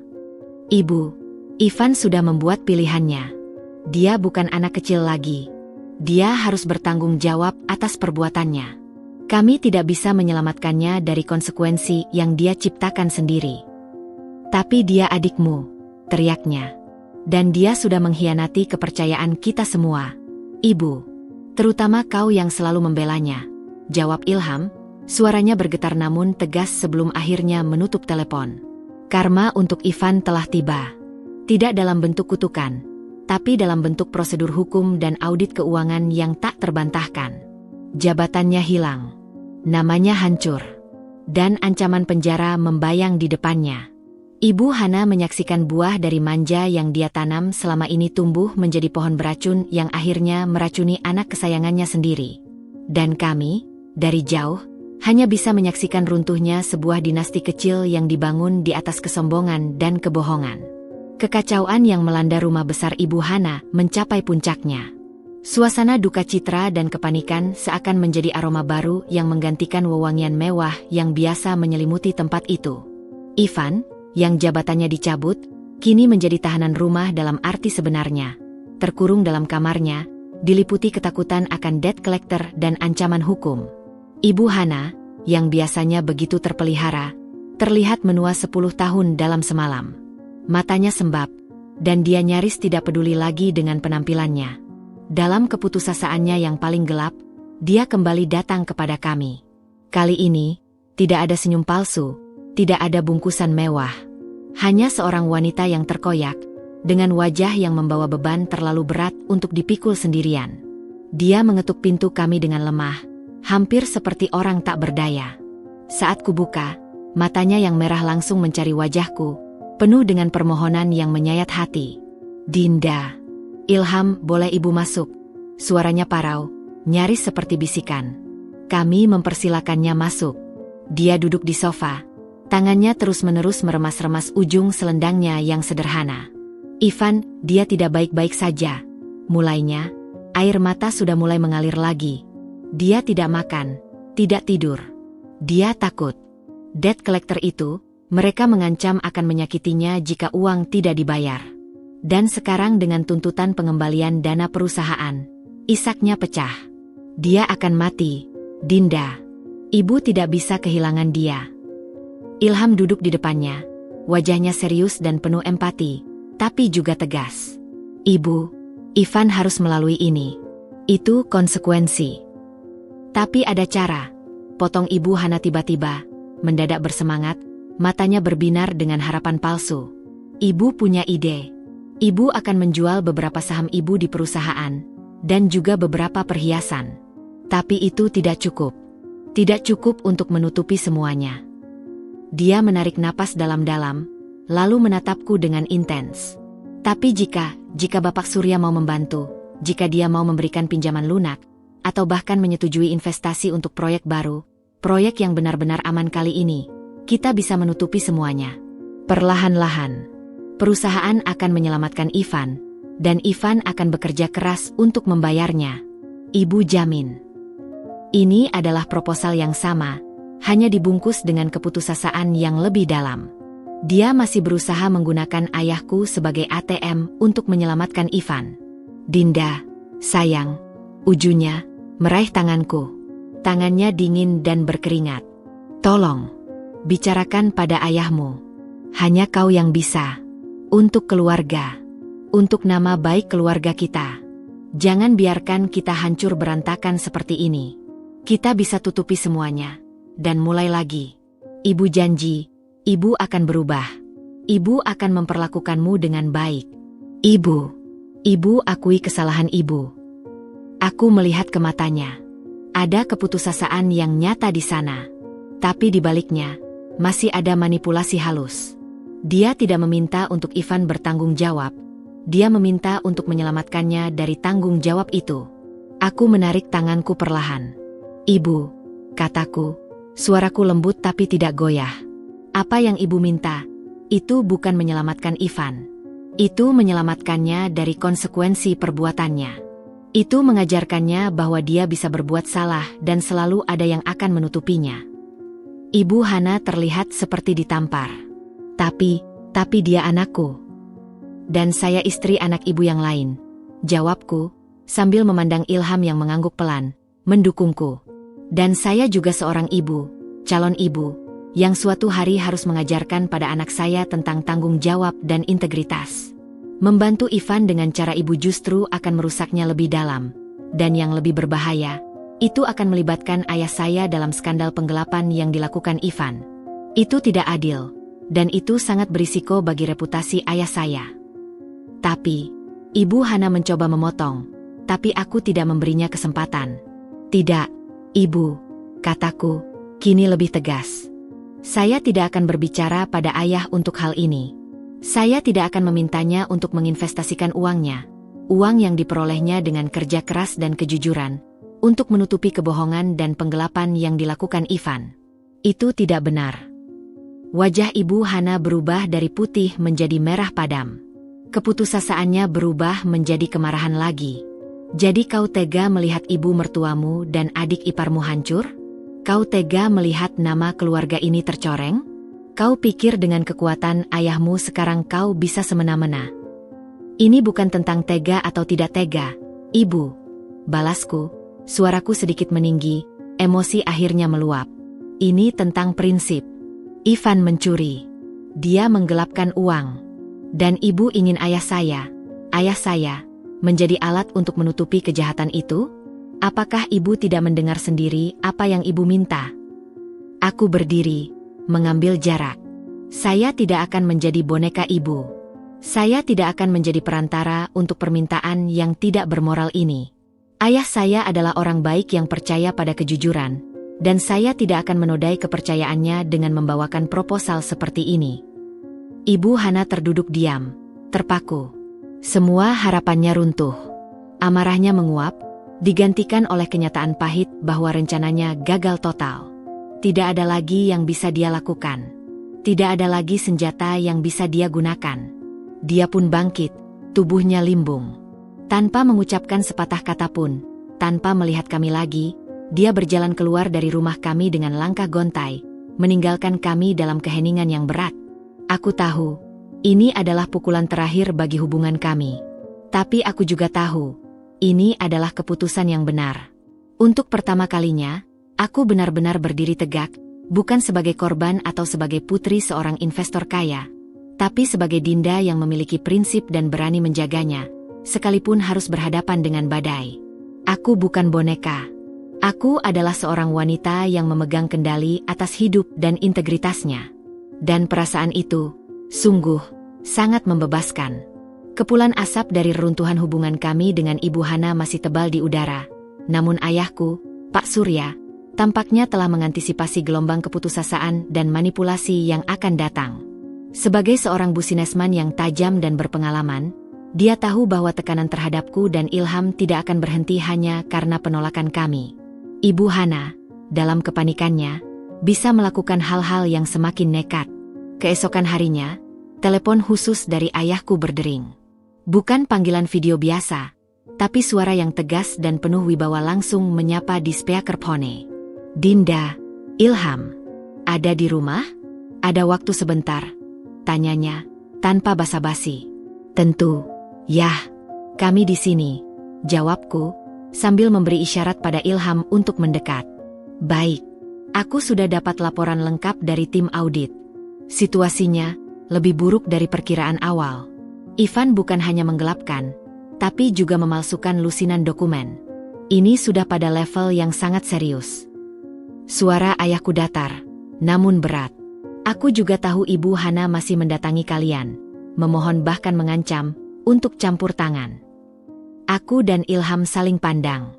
Ayah memang selalu selangkah lebih depan. Aku menelepon untuk dua hal. Pertama, untuk memastikan kalian baik-baik saja. Kedua, untuk memberikan peringatan terakhir. Bukan untuk kalian, tapi untuk seluruh keluarga besar itu, ujarnya. "Peringatan?" tanya Ilham, penasaran. "Iya, aku akan mengirimkan surat resmi, melalui lawyerku, kepada seluruh anggota Dewan Komisaris dan pemegang saham utama, termasuk Ibu Hana tentunya," jelas ayahku.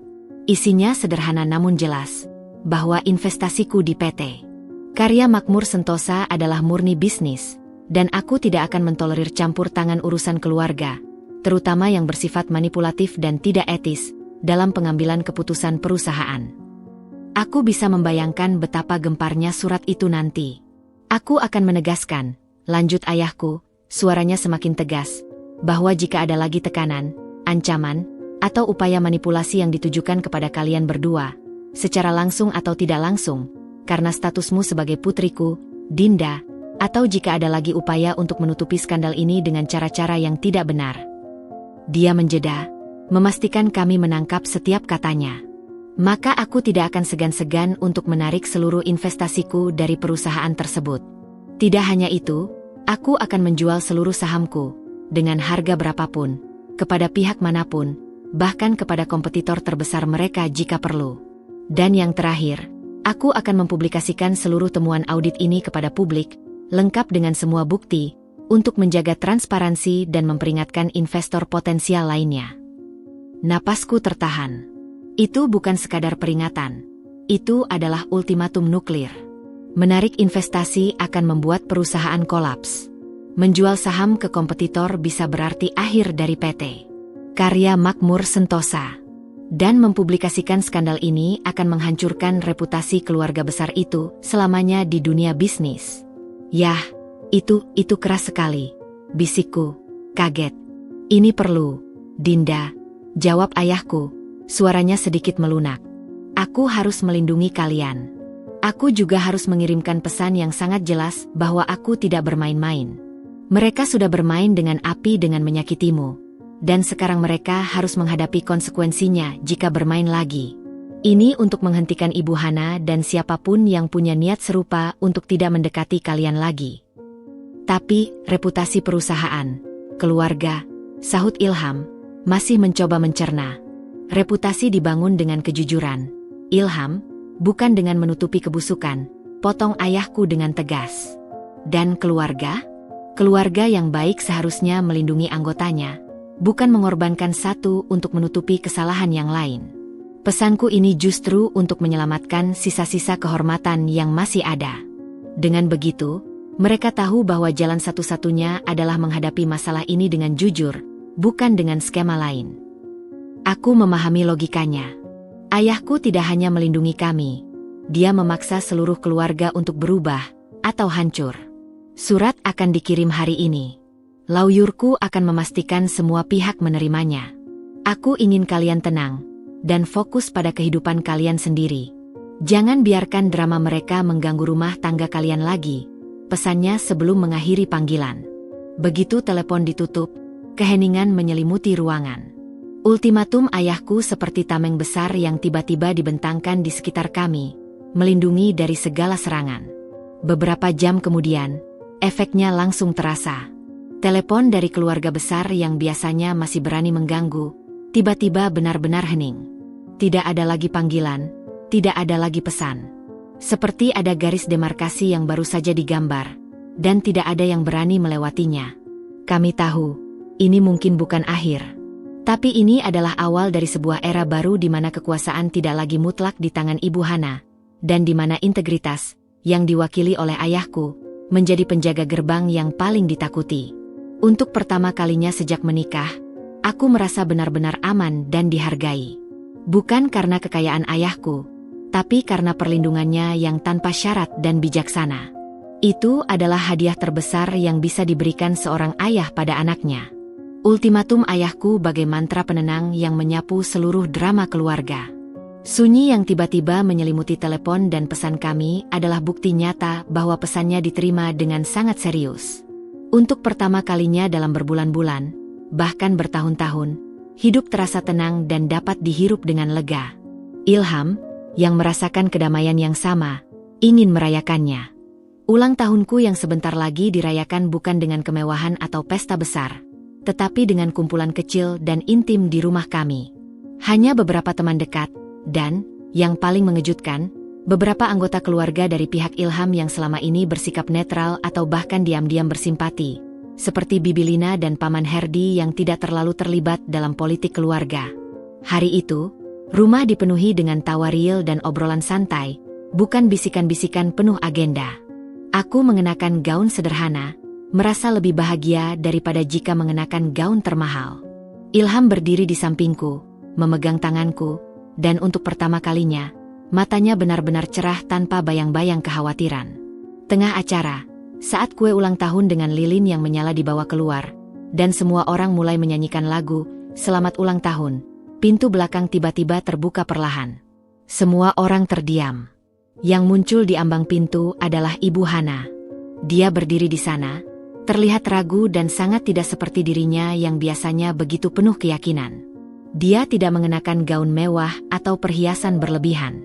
Hanya sebuah dress sederhana berwarna netral, wajahnya tanpa makeup yang tebal, terlihat lelah dan lebih tua. Tangannya menggenggam sebuah bungkusan kecil yang dibungkus kertas kado polos. Suasana yang tadinya riuh dan hangat tiba-tiba membeku. Semua mata tertuju padanya, penuh dengan keheranan dan sedikit kecemasan. Aku merasakan genggaman Ilham di tanganku mengencang. Ibu Hana melangkah masuk perlahan, seolah-olah setiap langkahnya membutuhkan keberanian yang sangat besar. Matanya, yang biasanya menyorotkan pandangan tajam, kini menunduk, tidak berani menatap langsung. "Dinda." "Ilham, maaf, Ibu mengganggu," ucapnya, suaranya parau dan kecil, nyaris tidak terdengar di keheningan ruangan. Ilham melangkah sedikit maju, melindungiku. "Ibu, ada perlu apa?" tanyanya, hati-hati. Ibu Hana mengangguk, lalu menarik napas dalam-dalam. Dia melihat sekeliling, menyadari bahwa dia menjadi pusat perhatian, dan kali ini, bukan untuk dipuja. Ibu datang untuk mengucapkan selamat ulang tahun kepada Dinda," katanya, suaranya sedikit lebih keras, namun masih gemetar. Dan ibu datang untuk mengatakan sesuatu. Di sini, di depan semua orang. Dia menatapku sekarang, matanya berkaca-kaca. "Dinda, ibu salah." Dua kata itu seakan sangat sulit diucapkan, tapi begitu keluar, yang lainnya mengalir lebih mudah. "Ibu salah besar. Ibu sudah sombong, kejam, dan jahat padamu. Ibu merendahkanmu, menyakitimu, dan bahkan merencanakan hal-hal memalukan untuk menjatuhkanmu. Ibu tidak punya alasan. Hanya kesombongan dan kebodohan ibu sendiri." Air matanya mulai menetes, tapi dia tidak berusaha menghapusnya. "Menyiramu di depan keluarga, itu adalah hal paling memalukan yang pernah ibu lakukan. Bukan memalukan untukmu, tapi memalukan untuk ibu sendiri. Ibu sudah melupakan arti menjadi manusia yang baik, apalagi menjadi ibu mertua." Dia berhenti, isakannya membuatnya terhenti sejenak. Semua orang di ruangan itu diam, terpana menyaksikan permintaan maaf yang begitu tulus dan tidak terduga. "Ibu minta maaf, Dinda. Dari lubuk hati ibu yang paling dalam. Maafkan ibu. Untuk semuanya." Dia mengulurkan bungkusan kecil itu. "Ini bukan untuk menyogokmu. Hanya tanda." Aku berdiri di sana, membeku. Ini bukan permintaan maaf yang kuharapkan. Ini jauh lebih dalam, lebih menyentuh, dan terasa sangat nyata. Ini bukan tentang takut pada ayahku lagi. Ini tentang penyesalan sejati. Aku melepaskan genggaman Ilham dan melangkah mendekatinya. Aku menerima bungkusan itu. "Terima kasih, Ibu," bisikku, suaraku serak. Aku mendengar permintaan maaf Ibu. Aku tidak langsung mengatakan, "Aku memaafkanmu." Itu butuh proses. Tapi aku menghargai keberaniannya yang luar biasa untuk datang ke sini, di depan umum, dan merendahkan hatinya seperti ini. Ibu Hana mengangguk, air matanya semakin deras. "Ibu mengerti. Ibu tidak berharap kau langsung memaafkan Ibu. Ibu hanya ingin kau tahu bahwa Ibu menyesal. Dan Ibu berjanji, perlahan-lahan, Ibu akan berusaha menjadi ibu mertua yang lebih baik." Dia kemudian menoleh kepada Ilham. "Ilham, anakku, maafkan Ibu juga. Ibu sudah membebanimu dengan semua ini." Ilham mengangguk, matanya juga berkaca-kaca. "Ibu, yang penting Ibu menyadarinya. Itu awal yang baik." Ibu Hana kemudian memandang semua tamu yang hadir. "Maaf telah mengganggu pesta kalian. Selamat ulang tahun, Dinda. Semoga panjang umur dan bahagia selalu." Dia lalu berbalik dan berjalan keluar dengan langkah yang masih terhuyung. Tetapi seolah-olah beban yang sangat berat telah sedikit terangkat dari pundaknya. Pintu tertutup. Keheningan masih menyelimuti ruangan selama beberapa saat, sebelum akhirnya Bibi Lina berkata, "Well, that was something." Dan kemudian, perlahan-lahan, suasana mulai mencair. Bukan dengan kecanggihan atau kemewahan, tetapi dengan keheningan yang penuh penghormatan dan sedikit haru. Permintaan maaf itu mungkin tidak serta-merta menyembuhkan semua luka, tetapi itu adalah benih. Benih perdamaian yang ditanam di tengah puing-puing kehancuran, dan untuk pertama kalinya, ada harapan bahwa suatu hari nanti, sesuatu yang baik mungkin bisa tumbuh darinya. Keheningan pasca kepergian Ibu Hana dari pestaku masih terasa menggantung, berat namun berbeda dari sebelumnya. Bukan lagi keheningan yang tegang, melainkan semacam ruang hampa yang menunggu diisi dengan makna baru. Tamu-tamu yang tersisa, terutama dari keluarga, saling pandang dengan ekspresi campur aduk, terkejut, haru, dan sedikit bingung tentang bagaimana harus bereaksi. Bibi Lina akhirnya memecahkan kesunyian dengan mengangkat gelasnya. "Untuk Dinda.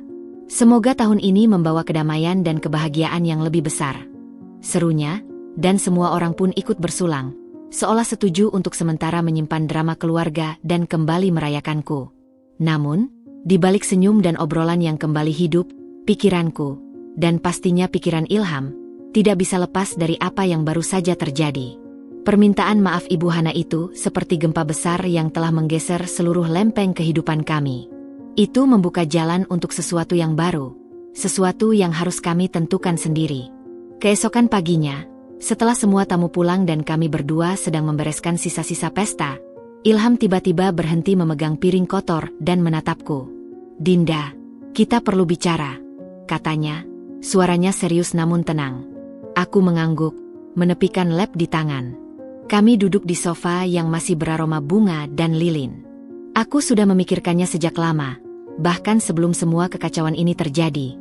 Mulanya, matanya menatap tajam ke arahku, penuh keyakinan.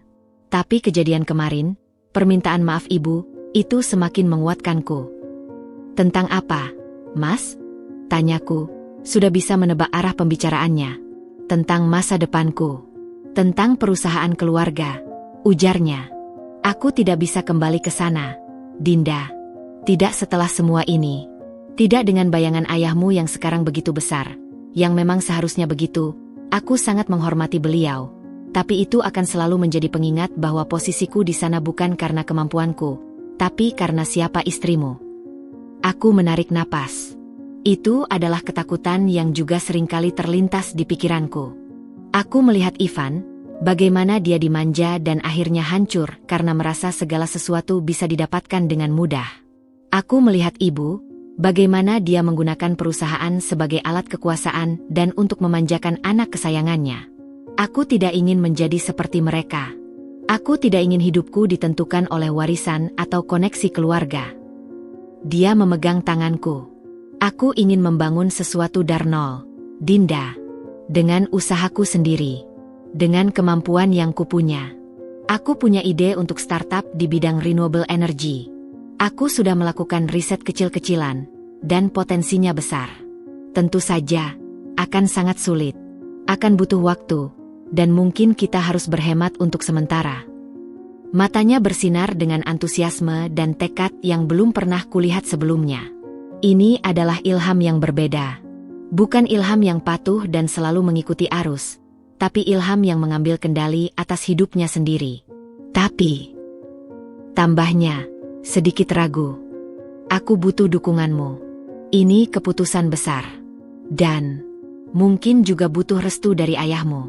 Bukan dalam bentuk uang, tapi mungkin dalam bentuk nasihat, atau koneksi jika memang ada dan sesuai.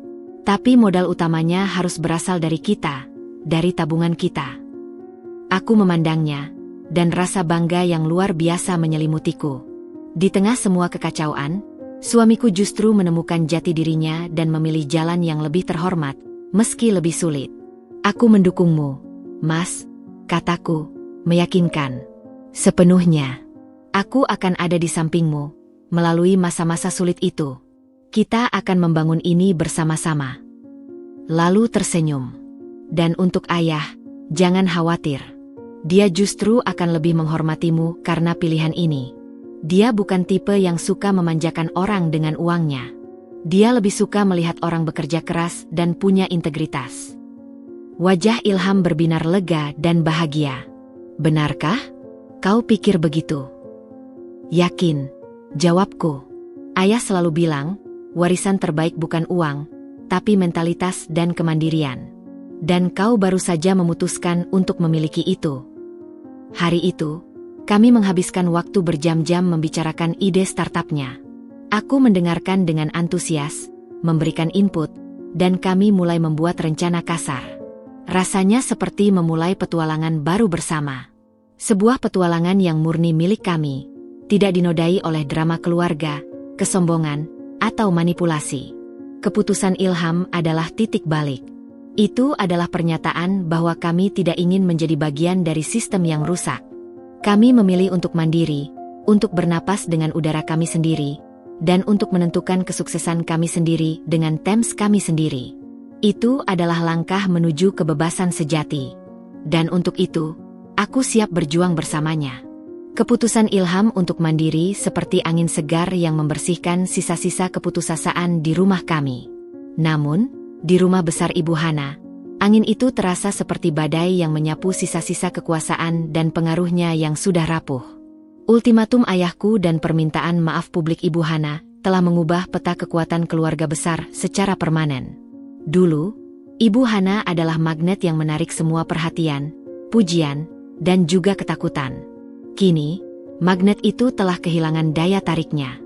Beberapa minggu setelah pesta ulang tahunku, kami mulai mendengar cerita-cerita dari Bibi Lina dan beberapa kenalan yang masih berhubungan dengan keluarga besar.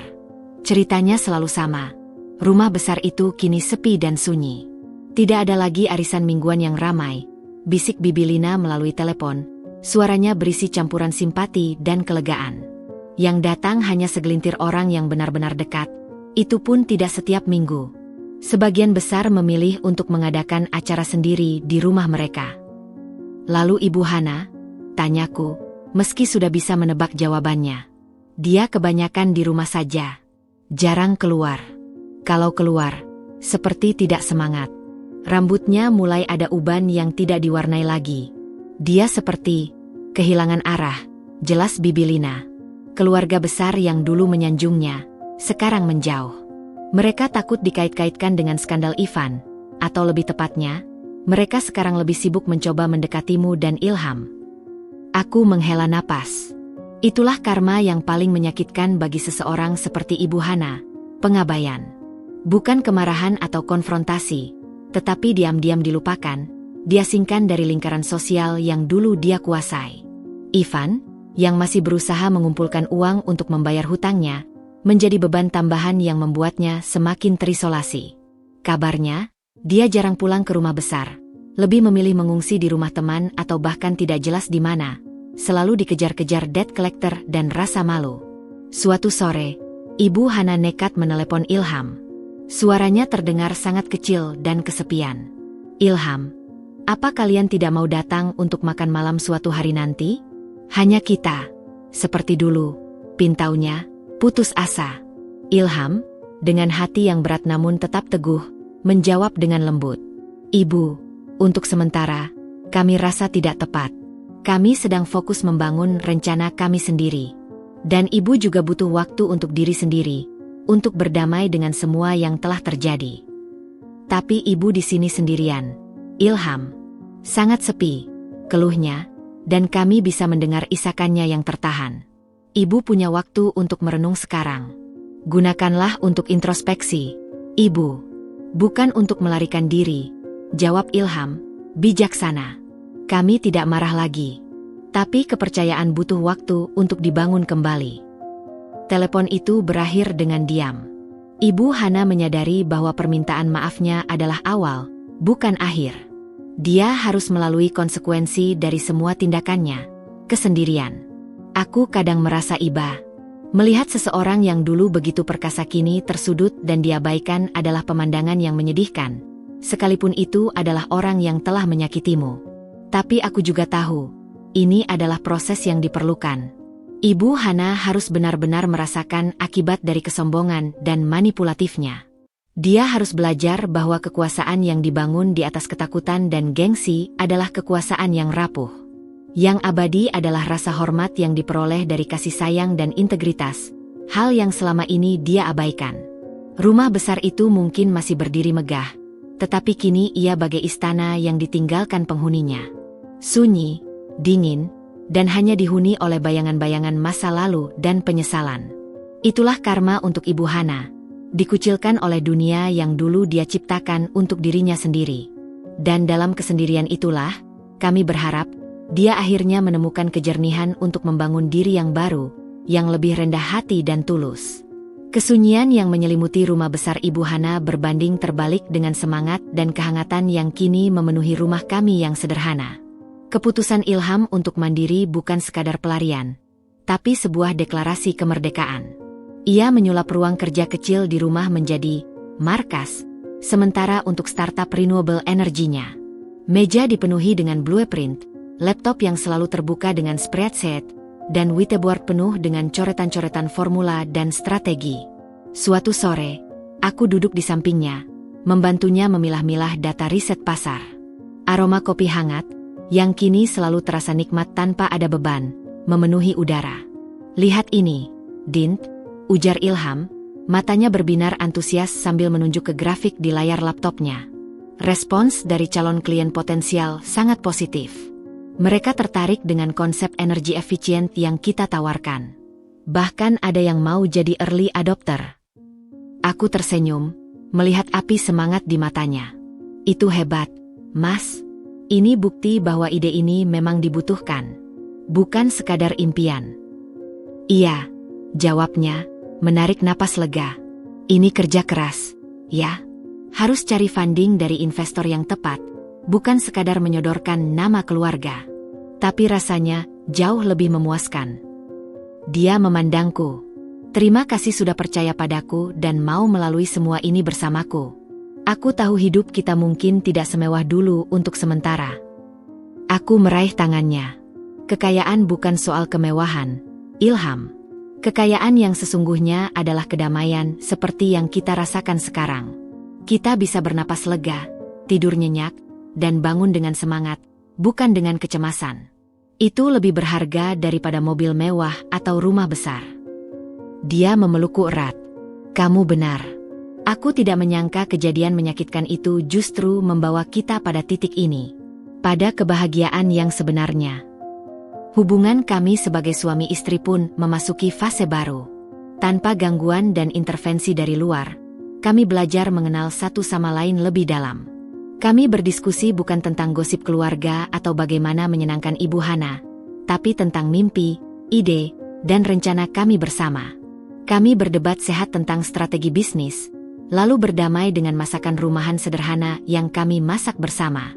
Ayahku, Pak Surya, Sesekali menelepon untuk menanyakan perkembangan. Seperti yang kuduga, dia justru sangat mendukung langkah Ilham. Ilham, anak muda. Semangat ya. Membangun dari nol itu memang berat, tapi itu yang akan membuatmu kuat. Kalau butuh nasihat atau sekadar diajak diskusi, aku selalu ada. Tapi ingat, tidak ada uang gratis dariku, ya? Candanya suatu kali, membuat Ilham tersenyum lebar. Dukungan moral dari ayahku adalah suntikan semangat yang jauh lebih berharga daripada sekadar cek yang tebal. Itu membuat Ilham semakin yakin dengan jalannya. Pada suatu malam yang tenang, kami duduk di teras belakang, menikmati angin sepau-sepau dan langit yang bertabur bintang. Suasana yang sangat berbeda dari kemewahan steril dan tekanan di rumah besar. Kita akan baik-baik saja, kan? Ya? Bisikku, memandangi bintang. Ilham merangkul pundakku. Lebih dari baik-baik saja, Dinda. Kita akan bahagia. Dengan cara kita sendiri. Aku tidak ingin lagi hidup dalam bayang-bayang siapapun. Aku ingin kita menciptakan cahaya kita sendiri. Aku mendekatkan kepala di bahunya, merasa sangat aman dan dicintai. Rumah kami mungkin kecil, tapi dipenuhi dengan tawa, dukungan, dan cinta yang tulus. Kami mungkin tidak lagi diundang ke setiap acara keluarga besar yang glamor, tapi kami memiliki circle pertemanan yang tulus dan saling mendukung. Ini adalah bab baru. Sebuah awal yang baru.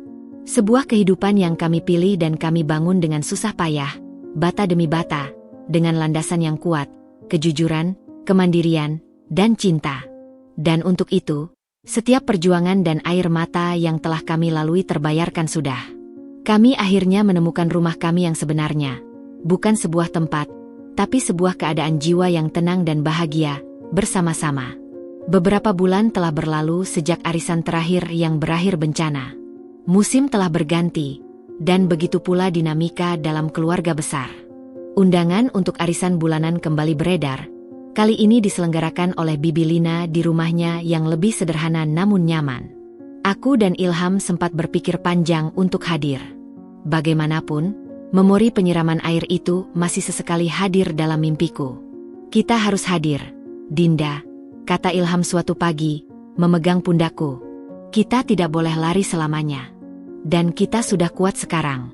Kita hadir bukan untuk mereka, tapi untuk menunjukkan bahwa kita baik-baik saja.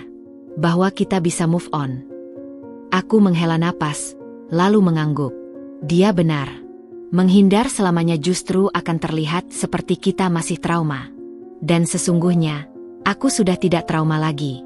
Aku sudah berubah. Hari itu, kami tiba di rumah Bibi Lina tepat waktu. Suasana berbeda langsung terasa. Tidak ada lagi kemewahan yang berusaha dipamerkan. Meja makan dihiasi dengan kue-kue homemade dan makanan rumahan, bukan catering mewah. Para anggota keluarga yang hadir menyambut kami dengan hangat dan tulus, tanpa pandangan menilai atau bisik-bisik. Dinda, Ilham, senang sekali kalian bisa datang, sambut Bibi Lina dengan pelukan. Tempatnya sederhana, ya, tapi yang penting kita bisa kumpul dengan nyaman. Rumitnya justru sangat cozy. Bibi, terima kasih undangannya, jawabku dengan senyum tulus. Aku melihat Ibu Hana duduk di sudut ruangan, sendirian. Dia mengenakan busana sederhana, wajahnya terlihat lebih berisi kedamaian, meski masih menyisakan kesedihan. Dia tidak lagi menjadi pusat perhatian. Beberapa orang menyapanya, tapi hanya sekadarnya. Dia seperti belajar untuk menjadi bagian dari kelompok, bukan lagi pemimpinnya. Dia menangkap pandanganku dan memberiku anggukan kecil, disertai senyum tipis yang tidak dipaksakan. Aku membalasnya dengan anggukan yang sama. Itu bukan rekonsiliasi dramatis, tapi sebuah gencatan senjata yang damai. Sebuah pengakuan diam-diam bahwa kami telah melalui badai dan masing-masing berusaha untuk sembuh. Arisan pun berjalan dengan lancar. Obrolan yang mengalir bukan lagi tentang gosip atau saling membandingkan kekayaan, tapi tentang anak-anak, resep masakan, dan bahkan tentang startup yang sedang dibangun Ilham. Beberapa orang bahkan memberikan saran dan koneksi yang tulus. Ilham, kalau butuh bahan untuk riset, suamiku punya kenalan di kampus. Bisa aku bantu, ujar seorang sepupu. Wah, terima kasih banyak, Teh. Aku sangat apresiate itu, jawab Ilham dengan antusias. Aku duduk di antara mereka, mendengarkan, terkadang menyumbang cerita, merasa benar-benar menjadi bagian dari percakapan, bukan lagi menjadi bahan pembicaraan. Rasanya lega sekali. Seperti akhirnya bisa bernapas dengan bebas setelah sekian lama terkurung dalam penjara gengsi dan penilaian orang. Saat acara hampir berakhir, aku pergi ke dapur untuk mengambil air. Ibu Hana ternyata sudah ada di sana, sedang membereskan piring kotor. "Biarkan saya saja, Bu," ujarku. Dia menoleh, sedikit kaget. Tidak apa-apa. Ibu juga harus belajar melakukan sesuatu dengan tangan ibu sendiri," jawabnya, disertai senyum getir. Dia pos sejenak. "Arisannya menyenangkan hari ini, ya?" "Iya, Bu. Sangat menyenangkan," jawabku. Dia mengangguk. "Ibu senang kalian datang." Lalu, dengan suara rendah, dia menambahkan, "Ibu masih belajar, Dinda, untuk menjadi lebih baik." "Kita semua selalu belajar, Bu," jawabku lembut. "Yang penting tidak berhenti." Dia mengangguk lagi, matanya berkaca-kaca, tapi kali ini bukan air mata keputusasaan, melainkan air mata penyesalan yang membawa harapan. Aku kembali ke ruang tamu, meninggalkannya sendirian dengan pikirannya. Aku tahu, perjalanannya masih panjang, tapi setidaknya, dia sudah memulai. Pulang dari arisan, aku dan Ilham berjalan beriringan menuju mobil. Udara malam terasa sejuk dan menenangkan. "Tadi menyenangkan, ya?" ujar Ilham, menggenggam tanganku. "Sangat," jawabku. "Sangat berbeda." "Kau lihat ibu?" tanyanya. "Iya." Dia terlihat lebih tenang. Mungkin kesepian, tapi juga lebih bijak. Ilham menghela napas. Kadang karma itu tidak datang dengan teriakan. Terkadang datang dengan keheningan yang membuat seseorang akhirnya bisa mendengar suara hatinya sendiri. Aku memandangi langit malam yang jernih, dipenuhi bintang-bintang. Kita belajar banyak dari semua ini, ya? Belajar bahwa harga diri harus diperjuangkan, bahwa keluarga seharusnya menjadi tempat berlindung, bukan medan perang. Dan yang paling penting, kita belajar bahwa kebahagiaan itu dibangun dari dalam, bukan dari pengakuan orang lain. Ilham menepuk punggung tanganku. Dan yang terpenting, kita belajar bersama-sama. Mobil melaju membawa kami pulang ke rumah kami, ke kehidupan baru kami yang damai. Arisan hari ini bukan sekadar kumpul-kumpul keluarga. Itu adalah penutup yang sempurna untuk sebuah bab kelam, dan pembuka untuk bab baru yang lebih cerah. Kami mungkin tidak akan pernah benar-benar lupa, tapi kami sudah belajar memaafkan dan melangkah maju. Dan pelajaran itu, sungguh, adalah hadiah yang paling berharga dari semua badai yang telah kami lalui.